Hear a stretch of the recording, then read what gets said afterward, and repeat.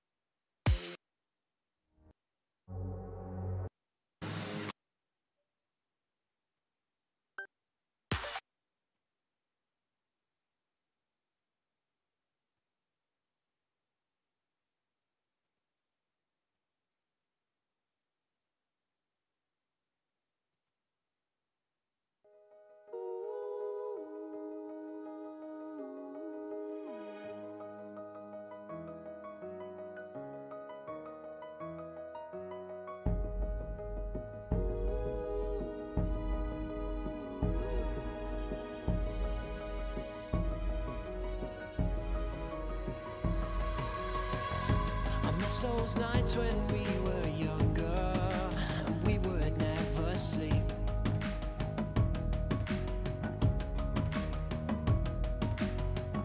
So let's forget about tomorrow and live for tonight while we're free.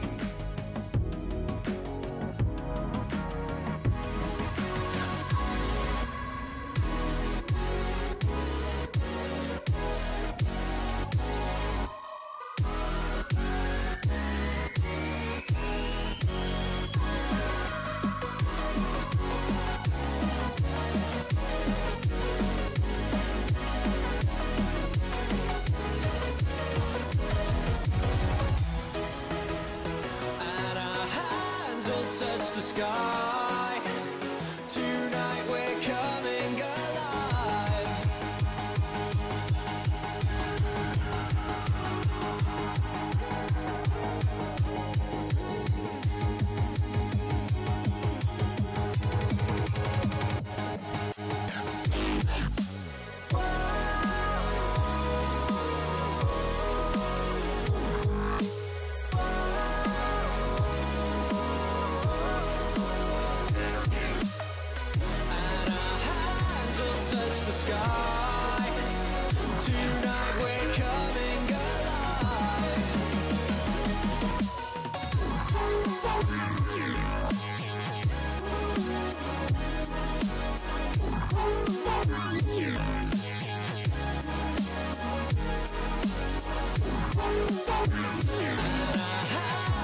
Touch the sky. Tonight we're coming alive. From the dust we will awaken, and life will fill our veins.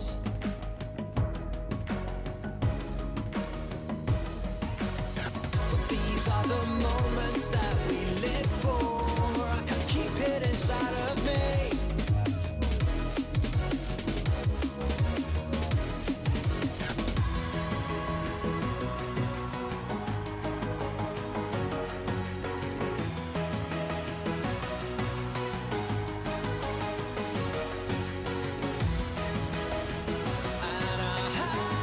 Touch the sky.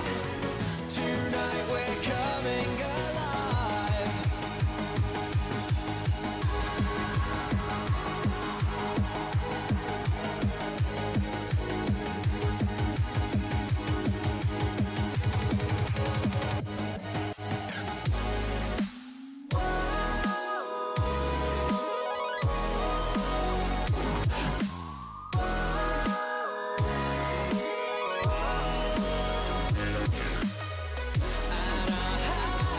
Touch the sky. Tonight we're coming alive.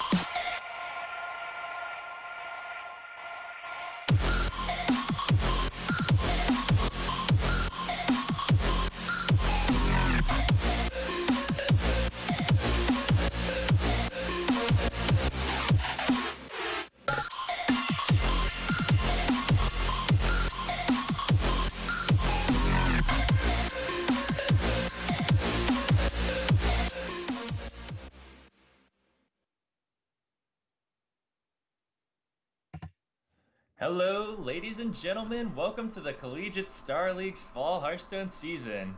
Brought to you by Blizzard and Twitch. I'm Nomo Dogan, and casting with me tonight will be Lucia. Hello, Nomo Dogan. How are you doing today? I'm doing really good tonight. How are you? I'm doing not quite as good, but Oh you yeah? know, hearing your enthusiasm has made my night better. Good, good. I'm glad. I'm definitely enthusiastic tonight. Hoping to see some shaman, hoping to see some sick rogue decks. Oh, Some here we stuff that go. we haven't really seen for the past few weeks. But you never know what people are gonna bring in the game of Hearthstone. There's a lot of exciting different things you can do, and I think we're gonna be seeing a match between McGill University and Concordia University up first. That's Indeed. the Yep. McGill Redmen versus Where's Your Bomb Lobber Now? That's the team of Concordia University. Interesting Yeah. team name there. Well, other than playing Arena, I'm really not sure where the bomb lobbers have gone. Yeah, I mean, I used to play him in Constructed. I know that. I had him in Control Warrior and some other crazy decks, but I actually really like that card. We'll see if anyone brings it out tonight. That would be exciting. Yeah, I think McGill, especially if they're up like 2-0, more KT should just put in a bomb lobber in his deck list just to be like, there's our bomb lobber. What's up? Yeah, definitely. That would be pretty sick if they teched one in before the match started. All right, looks like we will be getting into the first game here momentarily. We'll see what the players have brought to the table. Indeed. First up will be Charles 2904 from McGill against Meso from Concordia University. Yep, I'm definitely excited. Let's see that shaman. What do we got?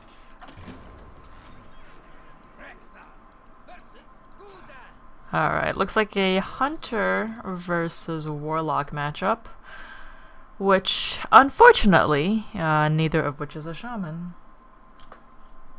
Dang it. Hopefully we'll see some shaman at some point in the night. Even if we don't see it in the first series, I would just be hyped up to see it. Even if it's in the next series, even if both series go to 5 games apiece, and then like it's the very last game of the second series, I'd be fine with that. But this is pretty standard, I think, seeing Hunter versus Warlock opening. Both look like aggressive decks, which are good decks to open with when you are playing against one of the other classes. Like it could be any class, at random almost. I think, sometimes we've seen, well, just in general, just to remind everyone of the format, it is a best of 5. Each player plays at most 1 game. For a player, it's just a 1v1, and the only overall constriction is that your university can only play each class once. So in this case, it would mean that McGill would no longer be able to play Hunter for the rest of their matches, and Concordia will no longer be able to play Warlock. And throughout the last couple series, I think what we've seen is, there's Druid, there's Paladin, there's Hunter, Mage, and Warlock. Now, a couple schools, they run the Priest or Warlock sort of as that 5th class.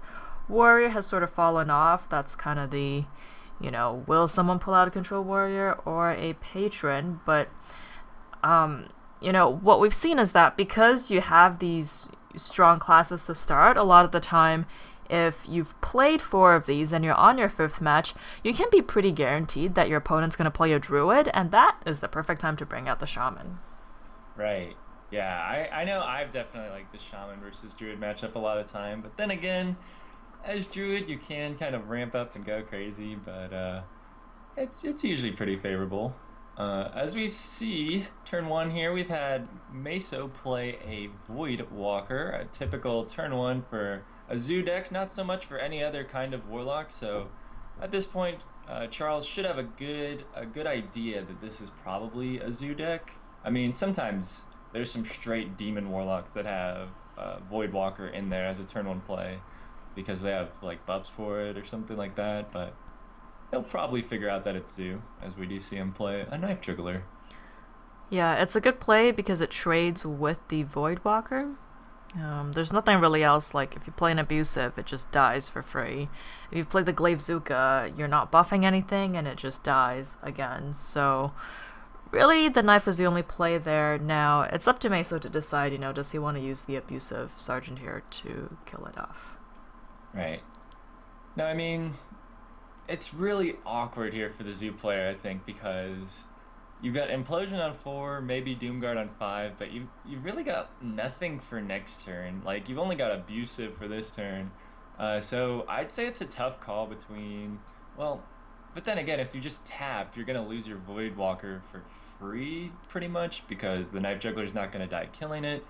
You probably don't have a way to deal 1 damage, unless he plays Monocoil somewhere in this list. Yeah, it seems like he's just going to opt for the Abusive Sergeant. Next turn, he could fall back on Power Overwhelming plus Hero Power for his whole turn 3, Implosion on turn 4. Some kind of sequence like that, but we'll see what the top of his deck brings him. If it brings him any decent plays for the following turn. Yeah, ideally he gets a 2-drop, right, that he can play next turn, because if you're tapping, then there's more cards and more opportunities for things that you don't want to lose with the Doomguard if you play that on 5. Mm-hmm. Yeah, that's definitely true. In these aggressive matchups, sometimes you do just want to play Doomguard early. In a lot of other matchups, you would optimally like to save it for when you're not going to discard anything off of it. But in these matchups, a lot of time you need the tempo immediately on turn 5. So even if that means discarding a couple cards, just getting the large body plus charge effect on the Doomguard on board is definitely useful. Seems like Charles is having a tough time deciding what to do this turn. Looks like he will decide to play both of his 2-1s, which I think is perfectly fine. I mean, the worst case scenario, I think, is Meso plays a Knife Juggler in a 1-drop and a knife hits one of Charles's guys, but that's not too likely, I think. Yeah, it's a very particular set of things to happen. And even with that, there's a 50% chance that the Worgen Infiltrator stays alive and is able to kill the knife. Of course, the absolute worst case scenario here would be if he played the knife and then played another Void Walker. Oh, yeah. And yeah, then, assuming he had those 2 cards, that would be pretty ridiculous. But I like that play from Charles, just trying to get as big of a board as possible as a Face Hunter on turn 2. Throwing out 2 2-1s is pretty efficient. They'll probably get a couple points of damage in, and he can follow it up nicely next turn with an Animal Companion. Unfortunately for Meso, he didn't draw any more solid plays. I mean, you don't really want to Abusive Sergeant your Abusive Sergeant and trade it. Personally, I like tapping and seeing what you get, and then probably playing your Abusive Sergeant and trading because you have to. Because at this point, you've got to realize this is a Face Hunter, right? I mean, playing those cards, Worgen Infiltrator and Abusive Sergeant. Oh, wow. He's making the aggressive play. Maybe he's got a lot more burst damage. He also didn't tap this turn. So maybe he's hoping to race here. But I don't know. I mean, you're against a hunter who probably plays 2 Unleash the Hounds. As we do see, Charles has 1 in his hand. If he's banking on this Implosion to win him the game, I think that's a pretty fragile game plan. Yeah, I think Animal Companion is perfect here. With the possibility of Implosion on 4, you just keep the Unleash, and it guarantees you the full board clear next turn. For sure. If you get something like Leok, you might consider just trading off one of them, so your opponent can't kill off the Leok that easily. Mm-hmm. Alternatively, going face is always a good option. Oh yeah, I mean, especially as the hunter, like, you're looking at this guy, and his own hero power deals 2 damage to himself, as well as yours, who deals 2 damage to him, so it can add up pretty quickly as a face hunter against a warlock, especially since, as we've been discussing, Meso doesn't have a ton of things that he's going to want to do here. Like, Implosion does not feel good when there's a Leok in play. I mean, he's going to kill it. I mean, he should kill it. At least he can Implosion the Leok. If it was, just a whole bunch more guys with 1 health, then that's a pretty sad state of affairs. Yeah. I mean, I guess looking back, he didn't want to miss out on the extra damage off of his Abusive Sergeant, off the Battle Cry, that +2 damage. But then again, it's so difficult to race a Face Hunter. I mean, we'll see if it pays off for him. But with the hand that we see from Charles right now, it doesn't look so good for Meso. Both these players kind of actually really taking their time to play out their turns, I've seen.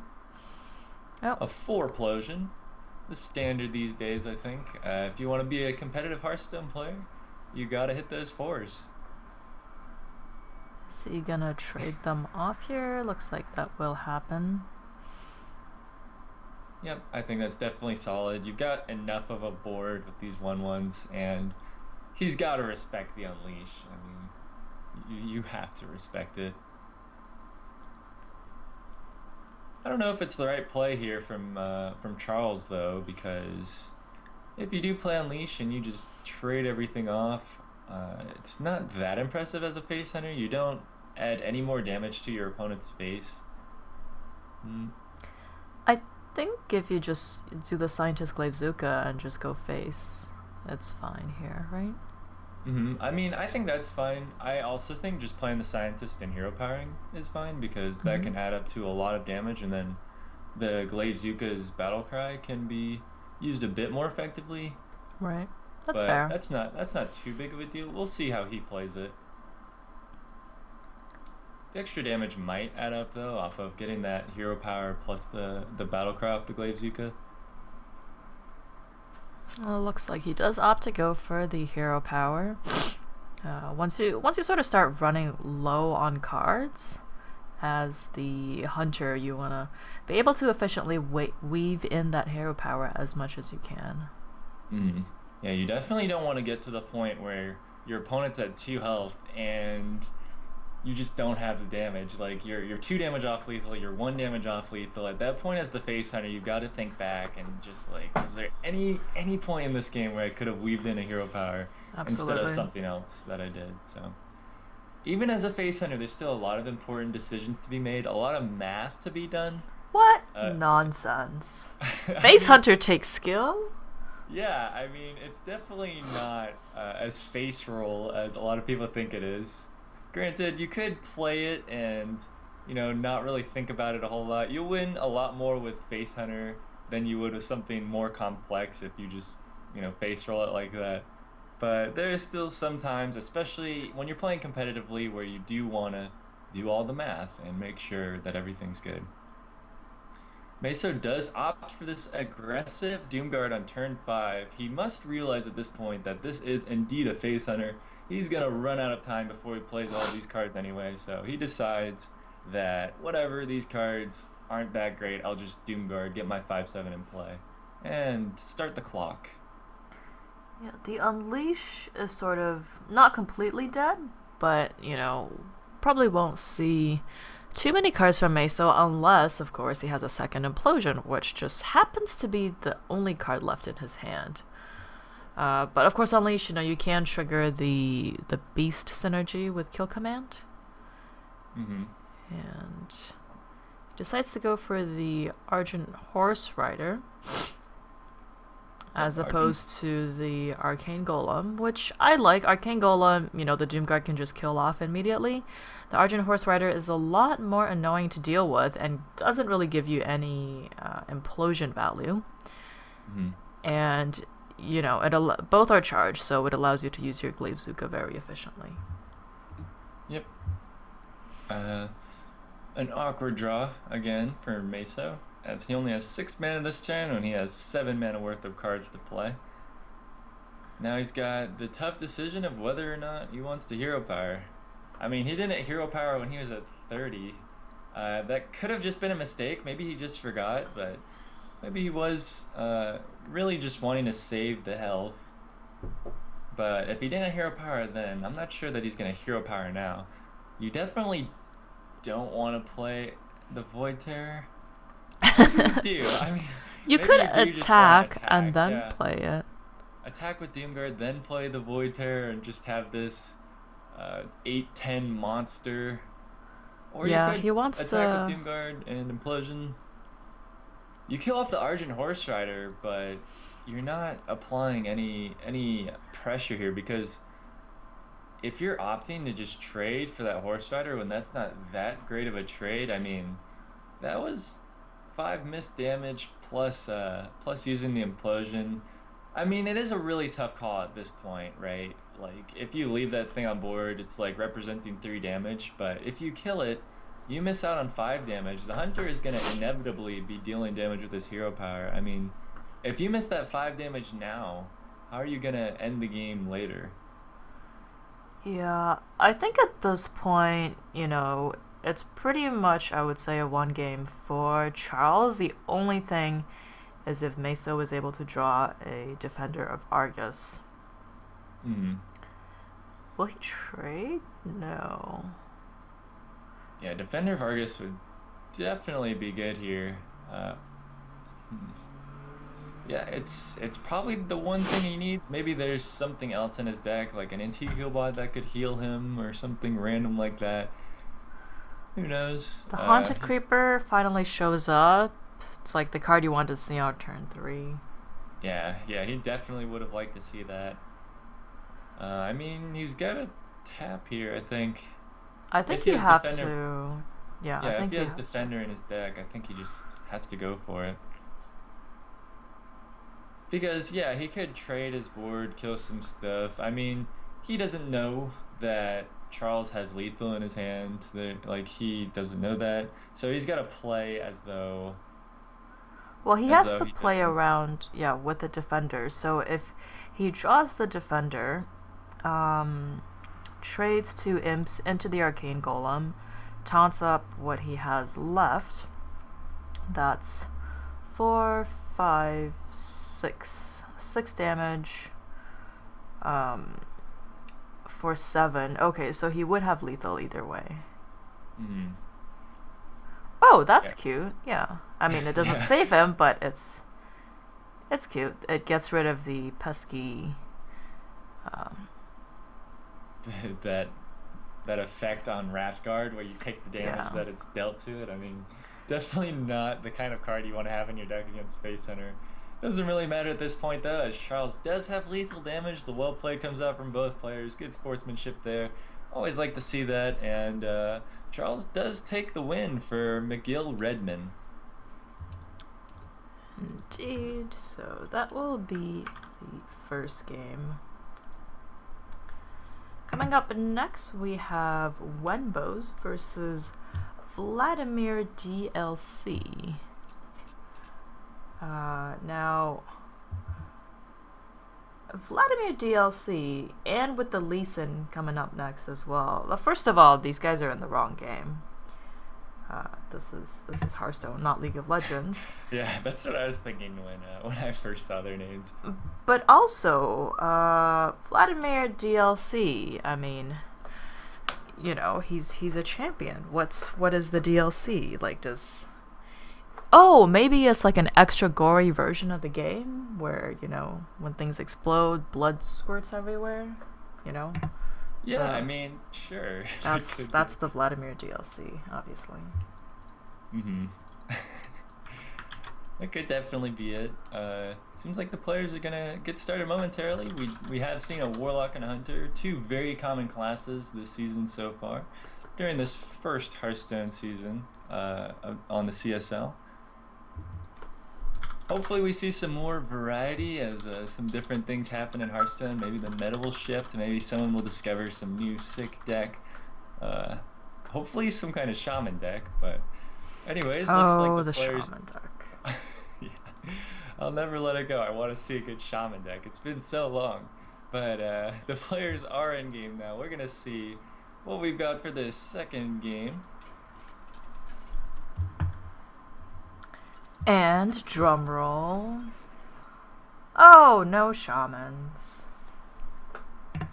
Yeah, I mean, whatever. Mage, druid, two common classes, but 2 strong classes. I can't really complain about anything. I mean, I do enjoy all the classes in Hearthstone, but I'd like to see some shaman at some point.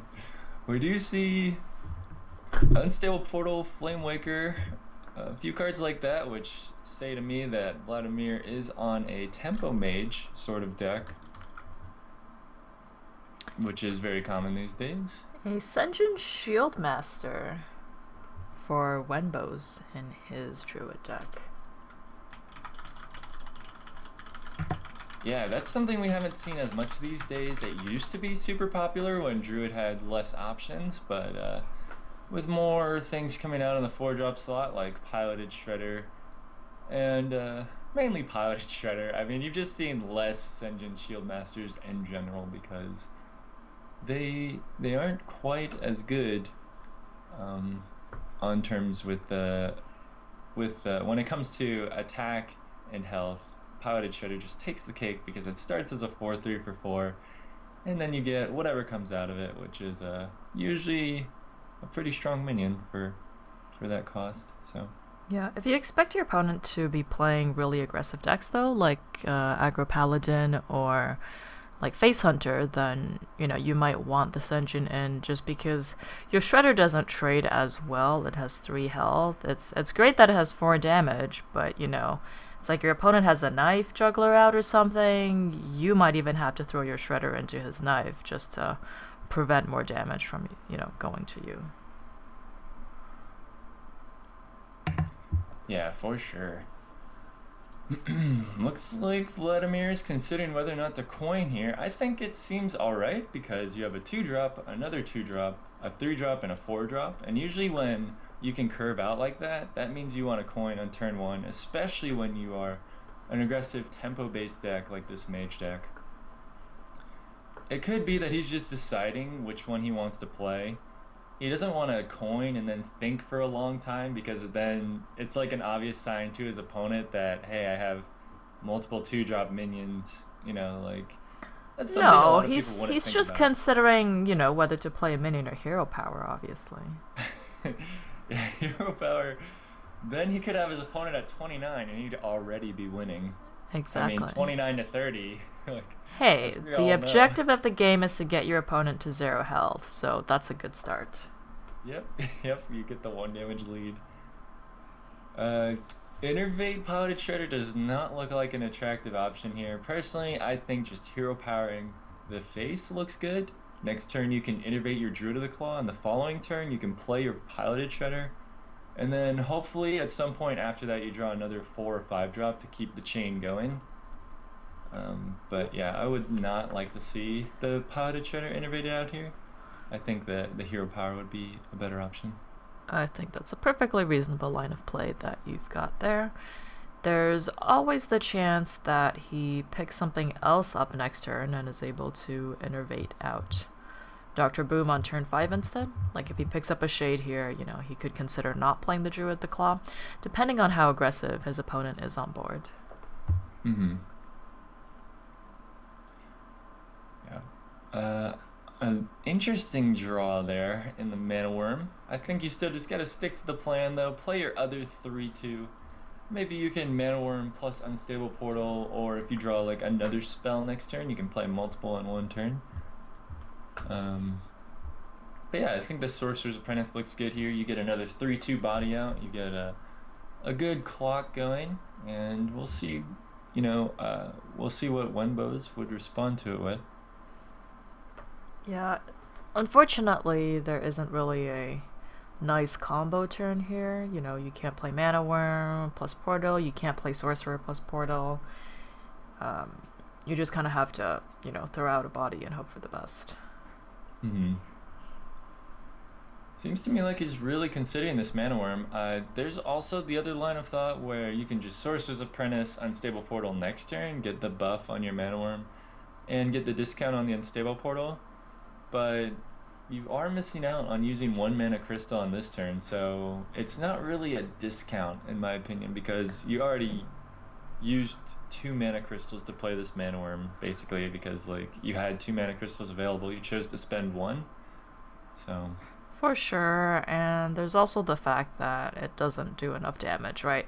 If he played it the other way, then he could have played the Mana Worm, played the Unstable Portal, potentially play out what comes out of the Unstable, and then, just trade in his Sorcerer and his Swamp Ooze to kill off the Druid of the Claw. But, this turn is a lot more awkward now, unless he gets something amazing out of the Unstable Portal. mm-hmm. And that extra, mana crystal that we talked about that he lost, right? If he gets something that costs 1, oh my god. So you gotta target generators. That is actually. I mean, it's not the worst. It's actually, possible. yeah, it's not the worst. It will protect his mana worm. Yeah, it'll protect his minions. It But will. It actually protects the mana worm because otherwise, the Druid of the Claw can hit the mana worm, and then Vladimir would either have to waste a hero power or waste like it'll be very awkward. So obviously you would have preferred something like an Annoyatron or a sparring partner, whatever else, right? But it actually was not the most useless thing in the situation. yeah, I mean, Wisp definitely would have been worse. It's 0 mana counterpart. Well, I mean, in that case, once he trades into the mana worm, then he would use.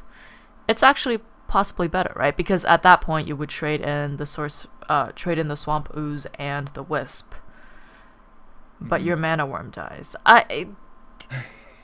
You don't want 0 mana things out of your unstable. Let's just go with that. Yeah, there we go. We do see an Arcane Blast drawn from Vladimir, which is something that we've seen pop up in these Tempo Mage lists of late. It's not super popular, but it is a choice that is considered often, I think.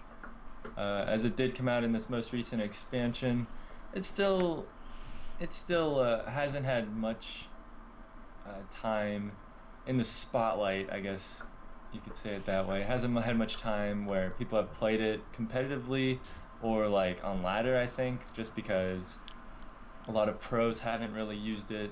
So I don't think it's been used by many other people. But I think that card has potential. Maybe it's a bit narrow on whether or not you have spell damage, but 2 damage for 1 mana, even if it's only 2 minion, isn't half bad. And both players just trading here. For Vladimir, he wants to keep his Flamewaker alive as long as possible. So that makes sense. And on the other hand, if you're Druid, like, you're not really looking to, face down your opponent. You're looking to build up a board and then do your combo. Just Druid things. Yeah, I mean, you face them down eventually, right? I mean, once you get to turn 9, turn 10, whatever turn later in the game, you get that combo out there. You do hundreds of damage at once. And maybe not hundreds, but you do a lot, at least 14. And depending on how many minions you have and what their attack values are at, could do a lot of damage. Yeah, I mean, I agree. You do want to build a big board as the Druid. You just want to improve it every turn. Whenever I've tried to like coach people on how to play Druid, you definitely just want to make your board bigger every single turn. Sometimes you need to clean up your opponent's board a little, but as a Druid, I never really feel good if my turn only consists of me clearing my opponent's board and I don't have any board myself. So Yeah. a lot of the time you just want to play a big monster instead of killing off some little threats. So here.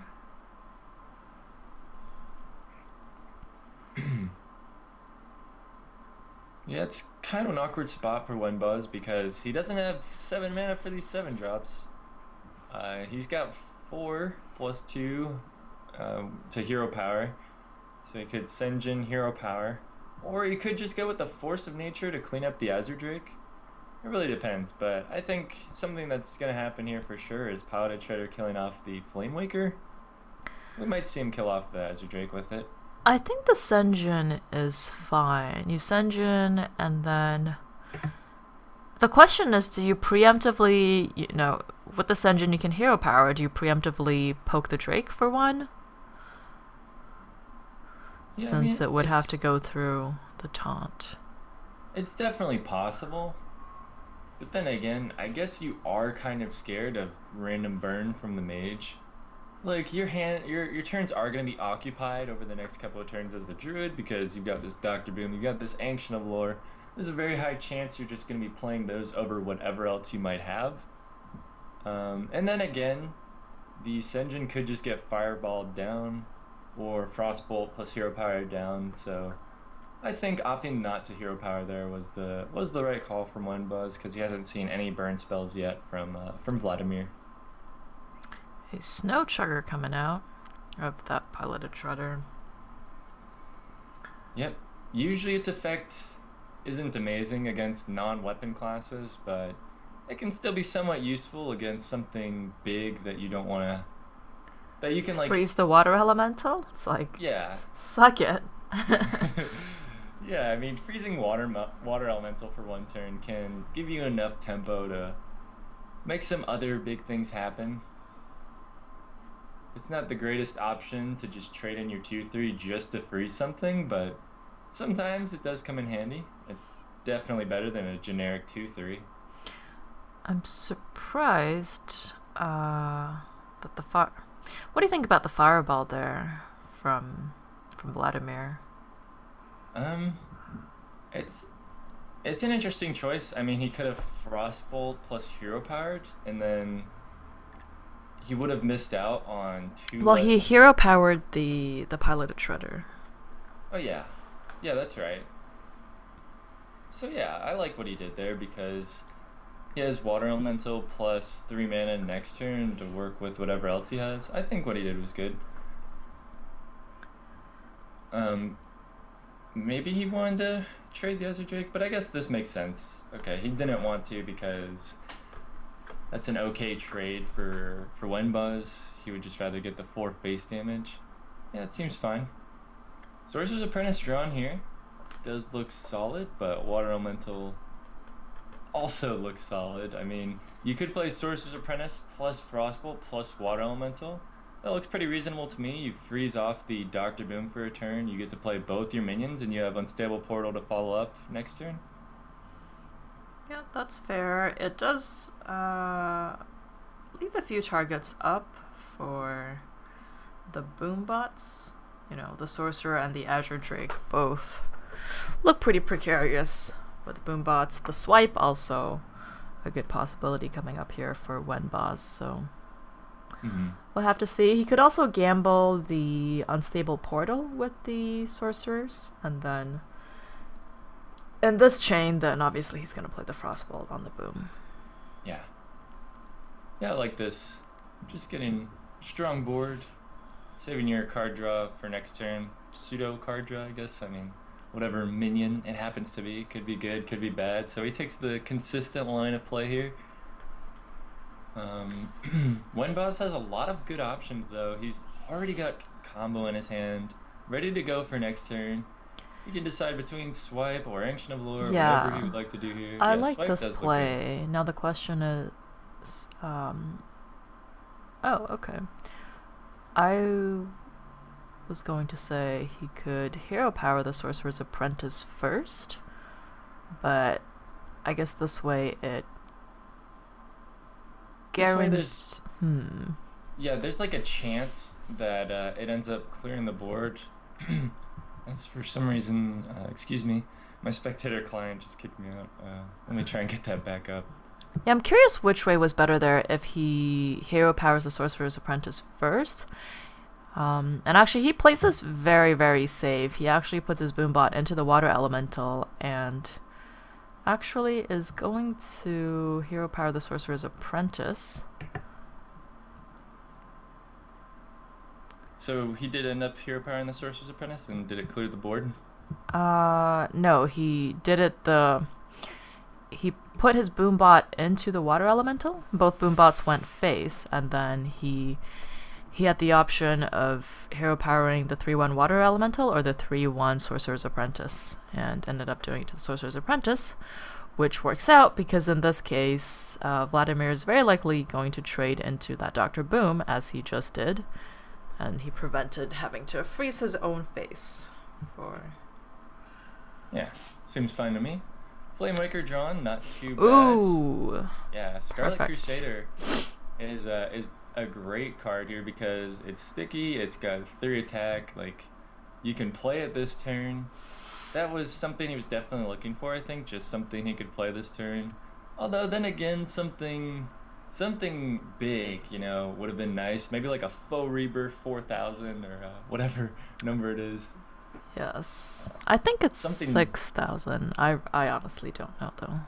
Yeah, I can't remember. It's some thousand, but Sky Like a Crusader you can't really complain about. It's not a 2-drop, it's not a 1-drop, it's not a 0-drop.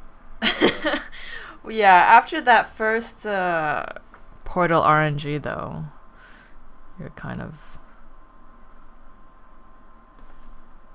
Yeah, Pilot Shredder, also a solid draw here, better than something like a Mana Worm, of course. Not quite as good as you know, a Dr. Boom or whatever, but at this point, beggars can't be choosers, man. You gotta take what you got and hopefully pull out a win with it, although it doesn't look good for Vladimir right here. He is out of steam. His opponent's still at 18 health, although he will be a little lower after these attacks are made, unless he decides to trade. But at this point, I think if you decide to trade, it's not a winning line of play. You just need to get the damage in and hope to finish off your opponent somehow later on. Well, Like, your opponent has so many cards. I don't think you can win an attrition war by trading. Yeah, Wembaz has 20 damage at the moment. He just needs to find the extra... Doesn't he have exact lethal? Because the Ancient Lore is left in play. 14, So- 15, 16, 17, 18, 19, 20, 21. How did I miscount that? I'm very confused. Yeah, I don't know. The way I always count it is just like 14 plus 2 on whatever. I mean, since there's Yeah, only 1 minute to play. Yeah. I guess I somehow missed the Savage Roar on the Ancient of Lore. Mhm. That rhymed. Hooray. Yeah, so that will be exact lethal for Wenboss. He's gonna take the series up to 2-0 for the McGill Redmen. Good showing from them. This is when we play Shaman, right? Yeah, you gotta bring out the secret weapon. I mean, where is it? We gotta do it. I mean, once you mentioned the Shaman, I called it. I was like, okay, so basically all that needs to happen, is we wait for the 2-0, and then you're in a safe enough spot, to do it. Mm-hmm. Yeah, once you're up to you're saying the McGill Redmen bring it out to seal the deal. I thought you were saying that the Concordia would bring it out as their secret weapon. Well, the Druid's already been played, right? So there's sort of a... If we're going to seriously consider the Shaman, I think this is a good spot for McGill to bring you out. You're pretty safe. You have 2 more guys to play afterwards. And,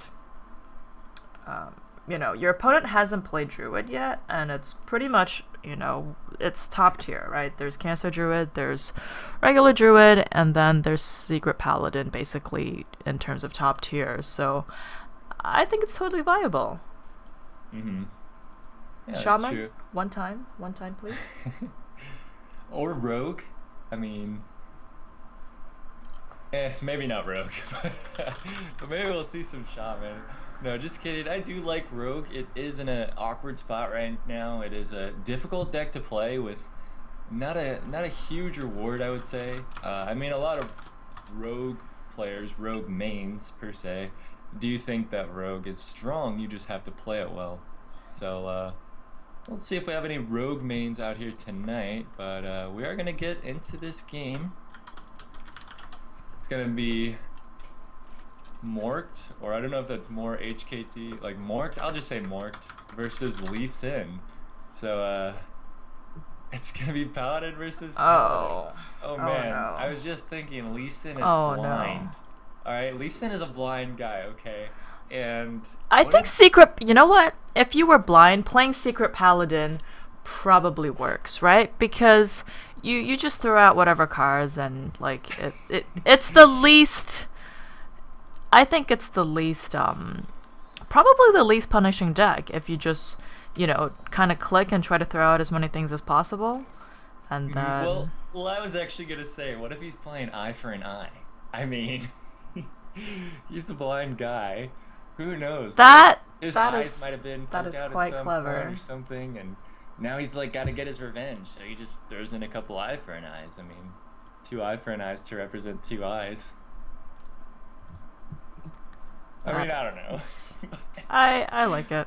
I think it'd be fitting. As we do see here, both players are probably Secret Paladin. They both seem to have more of a mid-range endgame selection of cards to them, as we see Tyrion in the hand of Lee Sin and Dr. Boom in the hand of Morkt. Also a Consecration. These decks definitely seem more mid-range Secret Paladin rather than the full-on aggro Paladins that we have gotten used to seeing on ladder. Well, we don't know that Lee Sin actually is a Secret Paladin yet, right? Did he mulligan secrets? I think he did have a secret, but he also has Mysterious Challenger. Oh, but yes, again, of course. That would be excellent. Let's play a Mysterious Challenger with no secrets. Hashtag value. You just play as a bluff. Then your opponent just thinks you're really unlucky, and then they feel bad for you and they concede. Yes, I like this game plan. He's actually playing he's playing the anti-secret Secret Paladin with his Kazan Mystic there. And the Mysterious Challenger. I bet they're really unhappy sitting next to each other right now. Or at least the Kazan's happy. The Kazan's like, give me all of your secrets. And the Mysterious Challenger's like, whoa, excuse me. This is not cool. Kazan does only take one, so Mysterious Challenger can't complain too much about it, I think. But, yeah, there's probably a grudge between the two of them.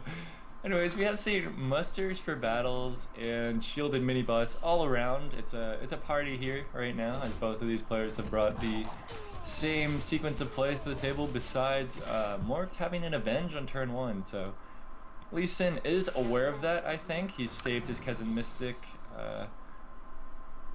Well played by him, as he does pull away this secret, which is going to have a big impact here, I think. Thank you. What? Thank you from Morkt, man. I think there might be a little bit of PJ salt here as the triple thank you. Wow, we haven't seen that all season. That is an interesting line of emotes there. We'll see if it pays off for him, as Lee Sin hasn't even responded. He's blind. He's not deaf, so you know, he has to hear it. Yeah. I'm just surprised we haven't seen a well met from Lee Sin, but Avenge is definitely one of the bigger priority secrets here that you want to steal. It is probably the biggest impact in this matchup. Ooh, the thank you back from Lee Sin. He does respond now that he's finished his turn. He just took a while to find the thank you in his list of emotes, right? Yeah, that's gotta be it. It's just... Okay, without checking, where in the in the emote list is thank you? Top left. Aw. You would make a good Lee Sin. I mean, I played over 20,000 games of Hearthstone, probably over 30,000. So it's not about playing the number of games; it's about emoting during your games, right? That's true. That's true. I'm a fan of emoting a lot of time, although I do squelch my opponents these days, as the emote metagame has gotten a little more hardcore. We do see Morkt playing around the Avenge here. He does know it's Avenge. I mean, it was taken from him, so good choice there, as it is not procced yet, but it's probably going to proc at some point in this game. I mean, it would be difficult to get around it. It's not difficult, you just go face. That's true, but if you're losing the race, then you've got a few problems on your hands. No, always go face. It's definitely the worst spot for having Avenge, right? I mean, it's the same thing as like Snake Trap. When you have those secrets in play and you're already losing the race, so your opponent just doesn't have to trade. It's just the worst feeling, because then at that point those cards are just dead. Yep. But Lee Sin, considering his options here, I mean, to me it just seems like mini bot plus hero power. Just well, he's playing the bluff game, right? Maybe there was something else he could have played. Yeah, that's something a lot of people wouldn't give consideration to. We do see that both of these players have the legend card back, so they both reached the top.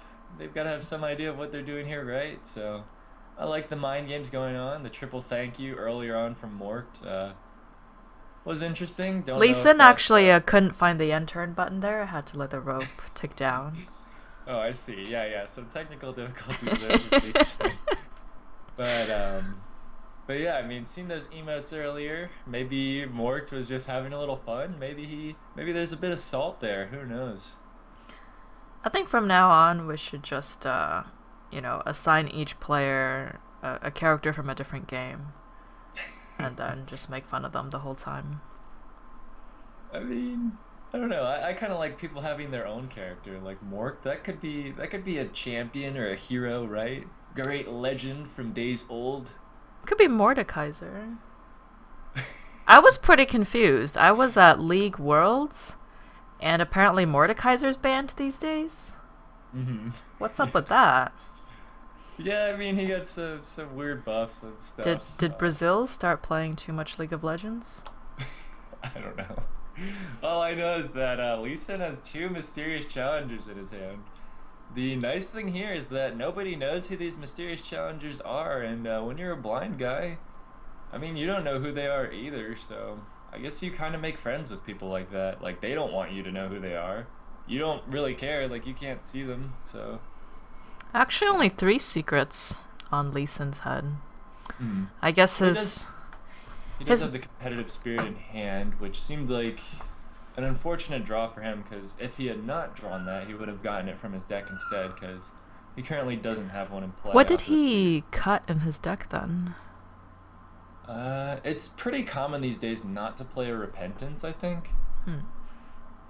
Because Repentance is generally seen as the lowest impact besides Eye for an Eye, I think. I mean, unless you get it on a huge minion, sure. You could get it on Dr. Boom, you could get it on another mysterious challenger, something like that, but those situations are rare. A lot of the time people will play around it, because at this point everybody knows what the secrets are, everybody knows how to play around them.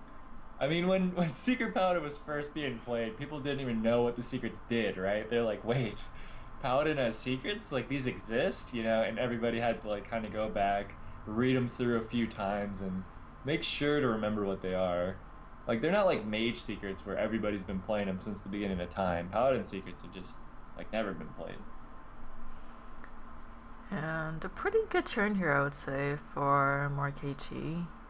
Mm-hmm. He gets the Avenge onto the Mysterious Challenger, which is pretty much kind of what he wants anyway. And a hyena coming out. Oh man, that haunted creeper. It was a good thought. Yeah, I mean, it was exciting for like a second, but yeah, he could just trade his shield and minibot. Yep, looks like it's gonna be the turn 7 boom from both players. I mean, it's gotta be, right? Maybe Mort is gonna go something else, but I don't think. Yeah, I think Divine Favor is a next turn play. You expect your opponent to just go Tyrion or something next turn. Or in any case, you don't expect him to play too many cards, so you can play Competitive Spirit and Divine Favor for more draws next turn. I actually thought Mort was considering killing the boombots first, which I think would have been better. Ooh. I mean, I guess he was hoping not to take that face damage, but wow. The 4 damage to face, the 4 to the Dr. Boom, that's not too terrible, because Dr. Boom might trade for Dr. Boom anyway, but then again, your opponent's at 11, you can potentially put him to 4. Tough call here. We'll see what he decides to do. It's turn 8. I think you just have to go for the Tyrion play, right? You could play Mysterious Challenger and Competitive Spirit. I guess he's going for Aldor, Shredder, and Competitive. This isn't bad. It allows his boom to survive and... Oh, right. He had an Aldor Peacekeeper, of course. Yeah, this seems way better than what I was saying about boom trading. Yeah, definitely just Peacekeeper that. That's such high value. You keep your own boom, you apply a ton of pressure. We might just see Lee Sin start the comeback for his team here. The possible comeback, that is. I think at this point, you know, Lee Sin can just kind of blindly click around and he'll probably manage to get 4 damage to the face somehow. He might miss lethal, though. I mean, there's so many minions in play if you just kill off the minions. He's got to get some help from a friend who can see, I think. I mean, he managed to click his opponent's Dr. Boom. And it's a golden Dr. Boom, so maybe it's between two boom bots, so there's a lot of work involved there.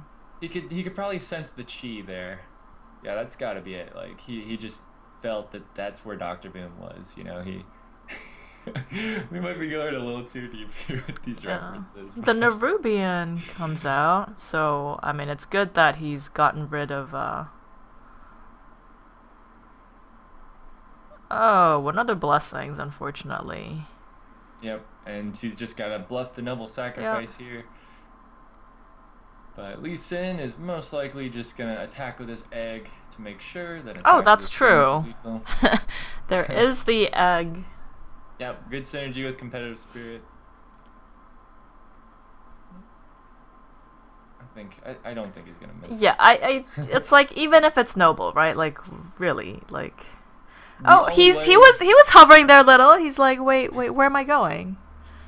Dr. Boom wasn't too sure, but at the end we do see another thank you come out from Morg. So I think maybe a little bit of salt there from that Cousin Mystic earlier in the game, but Lee Sin definitely adjusting his deck in a meta where he knows that a lot of people play Secret Paladin, and there's a good chance it would come out. So well played by him, pulling a key secret. Which definitely played into his favor there. That means we're going to see it 2-1 now. We've got a series. We'll see if the McGill Redmen can finish out the series with this next game, or if it's going to move up to 2-2 and maybe we'll see a game 5. Just depends on what the players bring out here.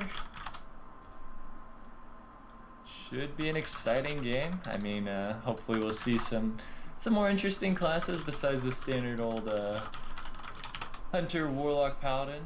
Although I do enjoy seeing pretty much any class in Hearthstone. It does seem like those classes are towards the top of the meta. You just want to see Shaman. Who are we kidding here? Yeah, I mean, I do just want to see Shaman. Or Rogue. You know, there's another class I'm forgetting. I can't remember what other class. But yeah, Shaman or Rogue would be cool. That's it though. The rest of them do all get played, right? Like there's Druid, Paladin that are really strong. Hunter, Mage sort of follow up with Warlock and Priest, and a little bit of Warrior tucked in there. So that just leaves Rogue and Shaman. We are trying to get these players set up here. Should be just a few moments before we get into the game.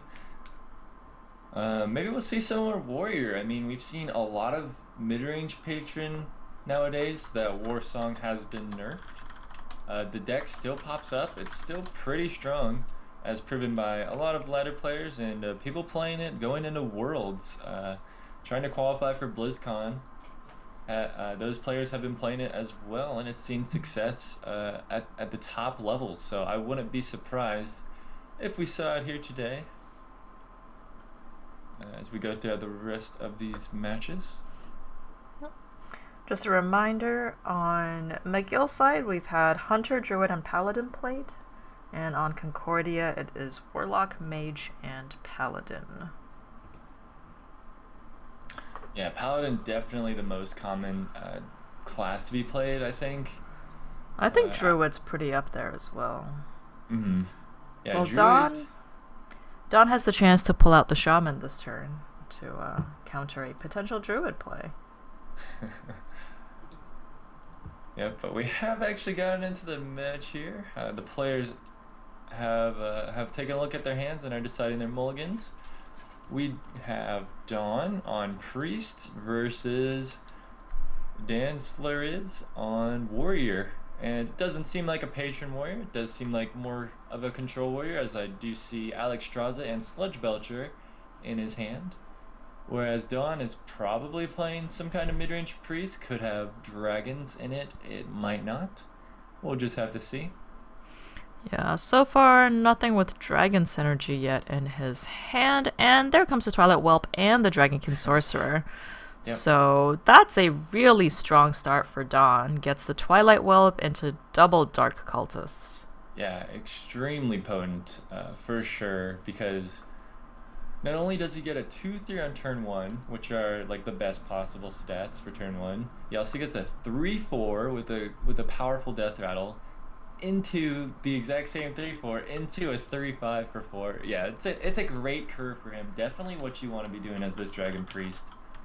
And fortunately, the Dragonkin Sorcerer does not need another dragon in hand to enable it in any way, so it will still be a powerful turn 4 play. I would just like to say that you could get a 2/4 on turn 1 with injured Cavalier and a Circle of Healing. Just saying. Yeah, just that's saying. true. So those would be better stats, but maybe not the best exchange. It's 2 cards for it. Hey, that means the Fiery War Axe can't kill it, so obviously very important. A Wormrest Agent drawn. Okay, so do you play the Dark Cultist or do you save the coin and play this Wormrest? Personally, I like the Wormrest. Yeah, the Wormrest deals better with if his opponent gets a what's it called? Yes, a War Axe. That thing, Yeah, if he happened to draw in this turn and he wanted to kill the Twilight Whelp, this definitely blocks that line of play.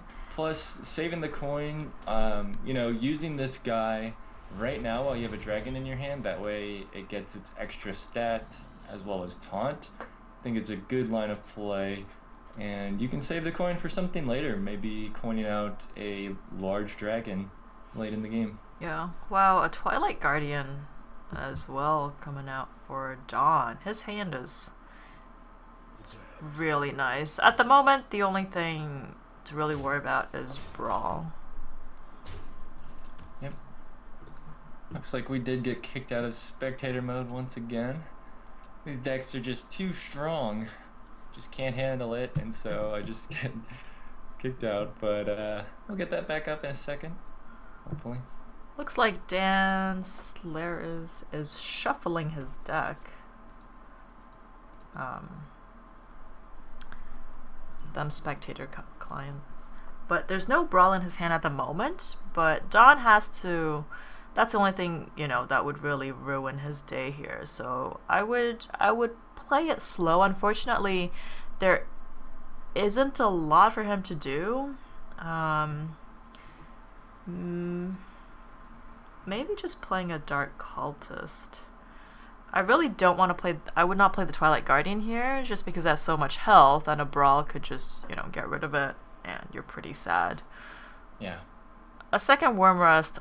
Also, there's literally, not much you could be doing here, but I think a Dark Cultist would be the least punishing, where you're still applying pressure if he doesn't have the Brawl, but if he does, you're not losing too many things.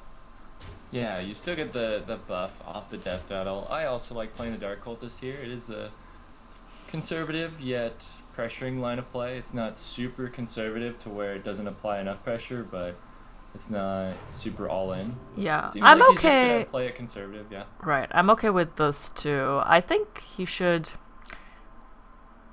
at least apply a little bit of pressure, but honestly, with the hand he has and with the board state, like, he can definitely afford to just wait it out.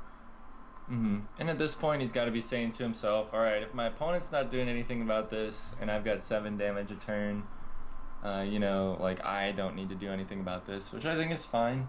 I mean, I would have liked to have seen, something there probably to apply a bit more pressure, but then again, Brawl is pretty punishing if he does have it, because you get a lot of cards off of that. It would be like a 3-for-1 at least, so this way it's only a 2-for-1 if it does come up. So yeah, it still needs to be dealt with. The thing I don't like about this, though, is I feel like if he had the other Dark Cultist out, then he has a better way of dealing with anything else that comes out. Like this board versus a Sludge Belcher, I feel like you're losing too much in a sense. Right. Which is, yeah, I agree. That's why I would have liked to see something as well. Because, you don't only want to play around Brawl. There's so many other things the Warrior could be doing potentially on turn 5. But then again, Dawn might just be playing more towards his late game. If he does have more of a late game oriented deck, he can definitely sculpt his game plan around that. And even though he's against a warrior, he can just apply a moderate amount of pressure and still play conservatively. I like the Azure here. You draw a card, so you're not really losing out on anything. And again, like, you're thinking your opponent probably doesn't have Brawl, especially since he just threw his face into your Wormrest agent. So, you know, it's like worst case, your opponent has Brawl. You drew a card to make up for the fact that, you know, like, you'd have the same amount of cards left in your hand, essentially. Right. Yeah, definitely. Now you're feeling the pressure, as Dancler is. I mean, you've been feeling the pressure, but especially this turn, as your opponent does have a lot of things going on here, and you start to feel this desperation to deal with some of these things as a warrior, right? Maybe not completely desperate yet, but it's that feeling where it's like, man, I'm taking too much damage. I need to do something. Sylvanas would be a potentially really powerful play, but it could also just end up killing him here. I mean, how much damage does Don have? He has 11 plus the Holy Nova. Actually, that is lethal, right? 4, 5, 6, 7, 8. No. I think he has 12 total. Never mind. So that is 4, 5, 6, 7, 8, 9, 10, 11, 12. Yeah, 12. Mm-hmm. Doesn't quite have enough mana to play both the Chosen and the Holy Nova. So yeah, I think he's 2 damage off lethal here. He can just play a Wormrest agent, so the Sylvanas can't get procced. Yeah, also so that it can't just kill off his Azure Drake, like his most valuable minion. Mm-hmm. Yeah, I would like to see the Wormrest agent here, and then you don't need to commit anything else, I think. So with everything else going face, that's 4, 5, 6, 7, 8, 9. I mean, the Holy Nova doesn't kill him next turn. But you would have Balance Chosen and Coin, so he could play both of them. And then Holy Nova would be potentially 4 damage plus the extra 2 off Balance Chosen, so that's 6 from hand plus whatever he has on board. There might be a Belcher in play or something. But yeah, I think this is a good way to apply a lot of pressure while also not just conceding the game if your opponent has a Brawl.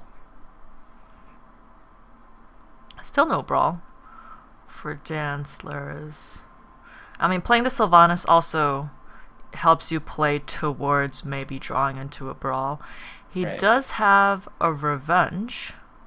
So between Revenge and Shield Slam, he will be able to steal something. Yeah, Revenge, definitely a super powerful card here. He could play Revenge, trade in Sylvanas into the Wormrest, and play Sludge Belcher.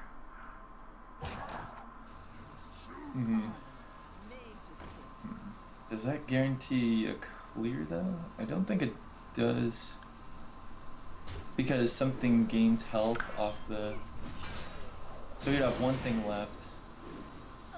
This way he can Shield Slam. Okay.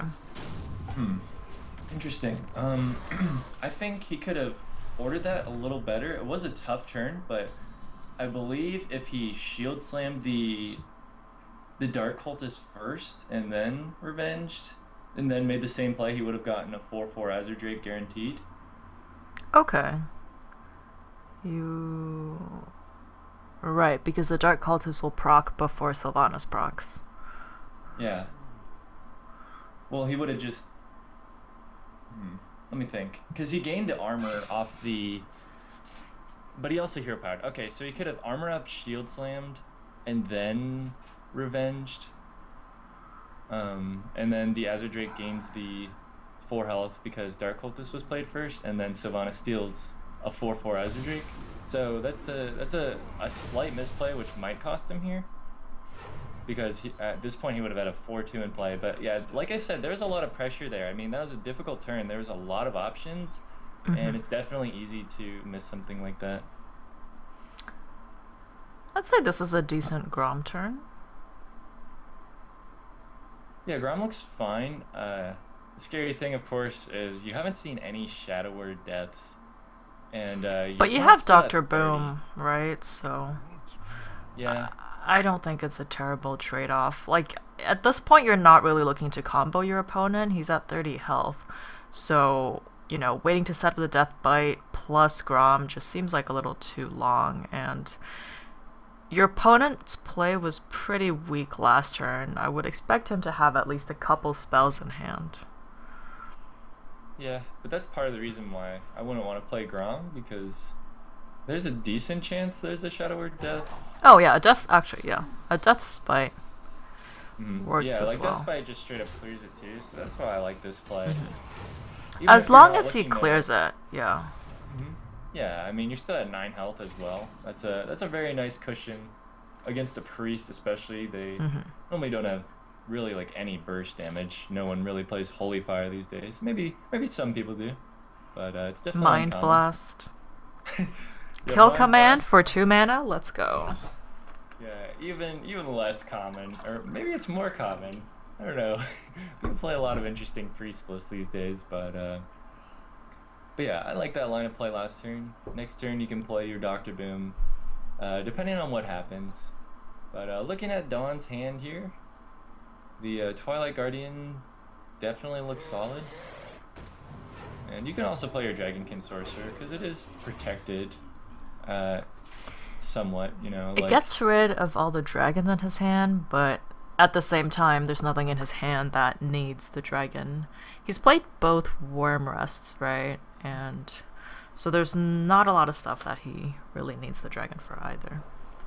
Yeah, I mean, there's probably the Blackwing Corruptors, which are the 5/4 5-drops that deal 3 damage, but he should have more dragons. And I also just like playing these 2 minions here because you have a Northshire Cleric in hand, and you want something to end up damaged next turn, like one of your minions.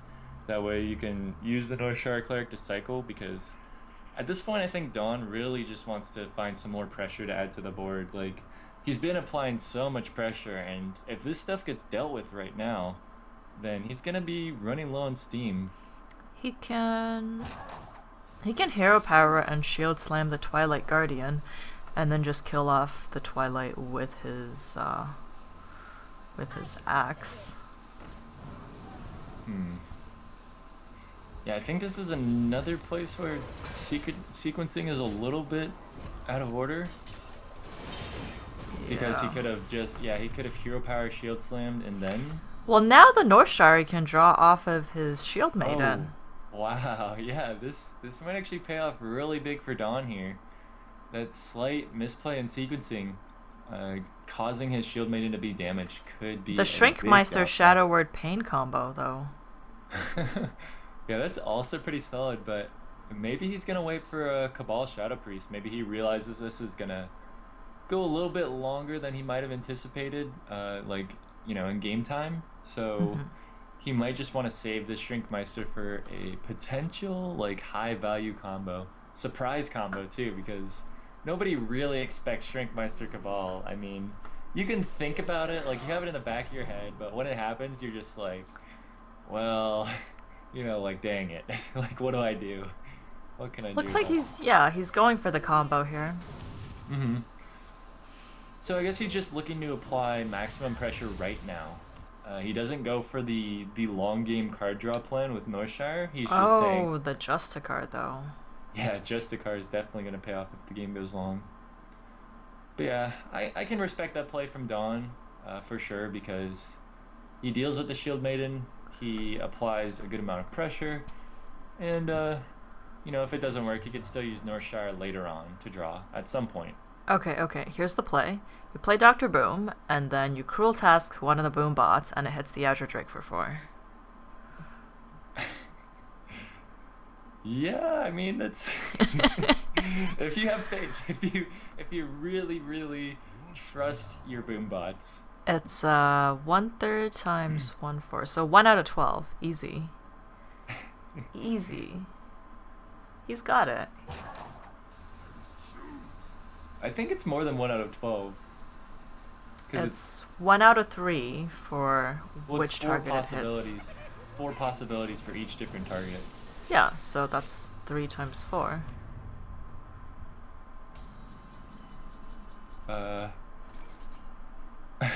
I don't feel like doing this math right now. Math! I Just usually believe. go with math, but Believe, I I don't know, have a someone degree in chat- math. Someone in chat wants to write 10 up minutes later? Come on, I have a math degree. Oh, really? I didn't know that. All right. Well, sure. You can you can do that then. You can handle all the math. But then again, never mind. Anyways, we do have a Dr. Bim in play here now for Dancler. He's looking pretty good here. As he is at 15 HP. Yeah. The Boombot. I mean, it's not the worst. You do get heals. No, I was hoping the Boombot would hit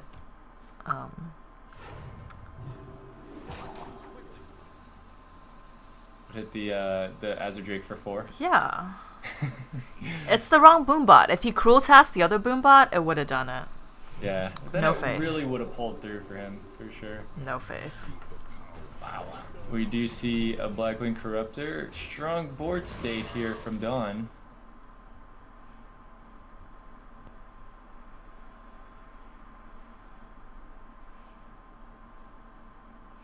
So if you Cruel Task a Boombot, it should change its Death Rattle to deal 1 to 6 damage. Or no, 3. 3 to 6 damage, right. Because it's been Cruel Tasked.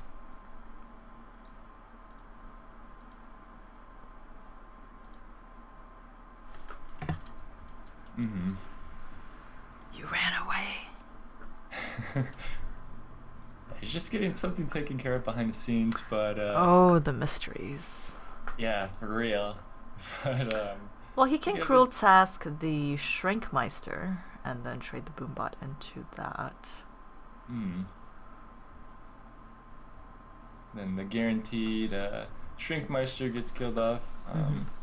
This Northshire Cleric, I would say, is a big problem though, because 5 HP when it can just infinitely heal and draw cards is an issue. I would definitely want to deal with it as the control warrior player, but you don't just want to Grom it. Like, that doesn't feel good.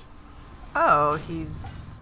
Okay, is he going to play the Cruel Task? He Looks like he timed out there. Ooh. misplayed that. You can armor up just a car and then armor up again. So missing out on 2 armor there for Dancleras. Well, I think he wanted to play the Cruel Taskmaster, After but I think the he just Boombot? timed out. Yeah. Yeah. The rope strikes today. I think this rope has really been getting to people tonight. I think the we have Lee seen a Sin lot is of rubbing players- off. Yeah. Well, we have seen a lot of players taking their time, definitely wanting to make the right decisions, which is, of course, what you want to do in these kind of situations. You know, this isn't just typical ladder game where you're like, yeah, whatever, I'll just do this and hope it works out. You know, like they're like people watching this game. There's like scholarships at stake. You know, there's a lot going on here, and you want to make sure you do the right thing. So It's quite unfortunate too because okay, he's gonna use the Northshire to trade into the Justicar, but if he left up the Shrinkmeister, then that could have traded into the Justicar as well.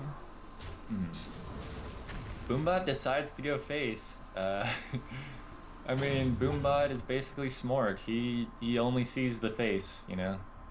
Like even if there's a minion with taunt, that Boombot still could have hit face. Like that was his job, you know. There's some Boombots that just set out in life to hit the enemy face when they die. Definitely. It's a pretty noble cause, I would say, as a Boombot, you know. Just to Smork it up.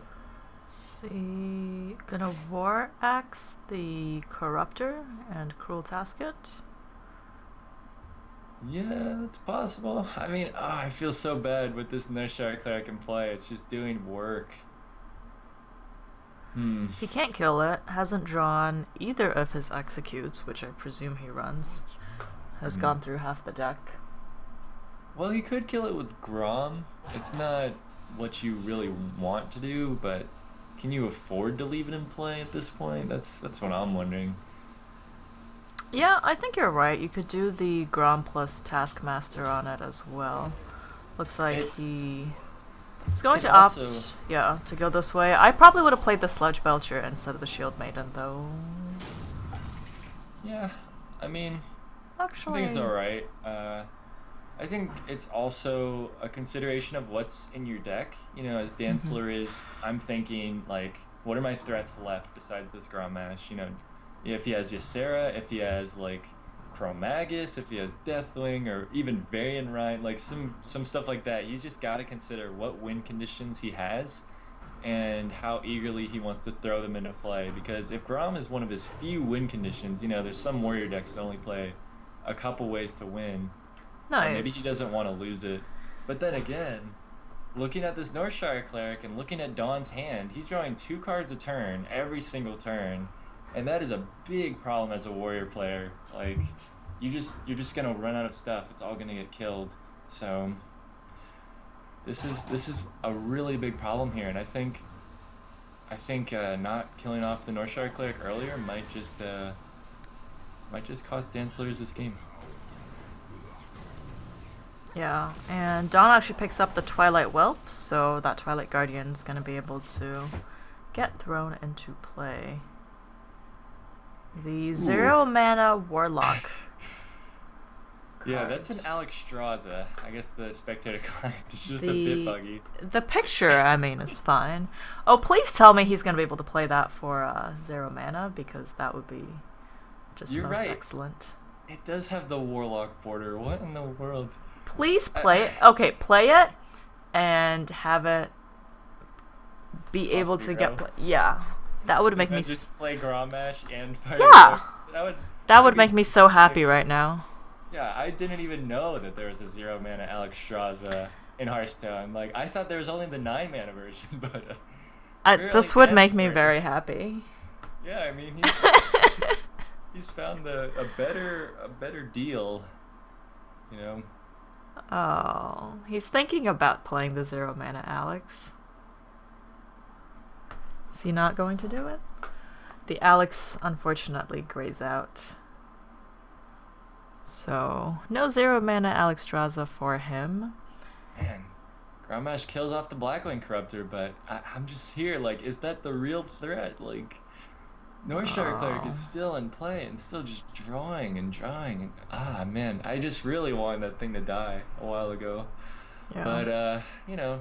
And that Shadow Word Death might not even be there if he got rid of the Northshire earlier. Yeah. Yeah, I think he would have been, like, 3 or 4 cards further, like, 3 or 4 cards less in his hand. But, you know, like we were talking about earlier, Dancelers is the one who knows his deck. Maybe he's playing to something here, which I don't really know. Maybe he's got Cold Light Oracle in there somewhere. Probably not. It's probably Yes. not a mill deck all of a sudden. The mill lethal. Fatigue Warrior is a thing. Surprise! Yeah, it is. It has been. But wow. I don't. Well, okay. With the This is Holy a Nova. Massive Northshire Yes. Cleric. Yeah, double Velen's Chosen, plus 2 spell damage. Dan needs to draw the execute. That is not an execute. This Northshire Cleric is just like, come on, man. Do you not realize that I'm the threat here? You gotta kill me, you know? Like, this Northshire Cleric is mad, you know? You can see it. It's a 5/13 plus 2 spell damage with another ability as an invisible Alex Straza comes into play on my screen. Yes, that is even better. Is it invisible on your screen? It is indeed. Well, the Vol'jin... Yeah, this is... I would go for the Vol'jin play here. I mean, 8 health is about as high as you can get with Vol'jin, and the Holy Smite will be able to kill it off as well. Or you can hit your Northshire into it and heal that up for more cards. So Yeah. I would definitely Vol'jin here. Yeah, Vol'jin does seem pretty strong, but I mean, it's an invisible Alex Straza. It has stealth. Can you target it? Like, what's going on here? I don't like the death play here by Dawn.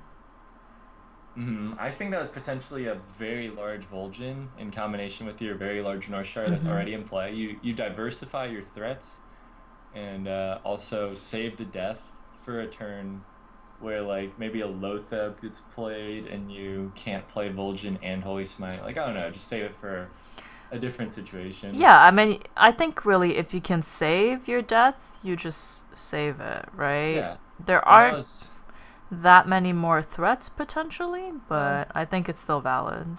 on second thought, Don is probably thinking about Ysera here.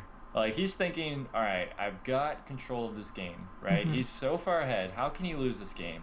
If he plays Vol'jin, and then Ysera gets plopped down on Dancler as a side, like how is he gonna kill it? So I think he definitely just made a heads up play there, saving his Vol'jin just in case there is Ysera.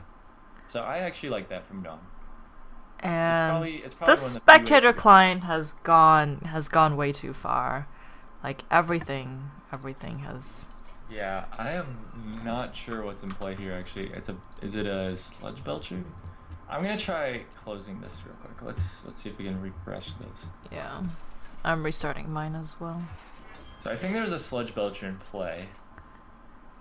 With Well, the Northshire hit something, and then he thought about caballing something. So yeah, okay, he did cabal the slime.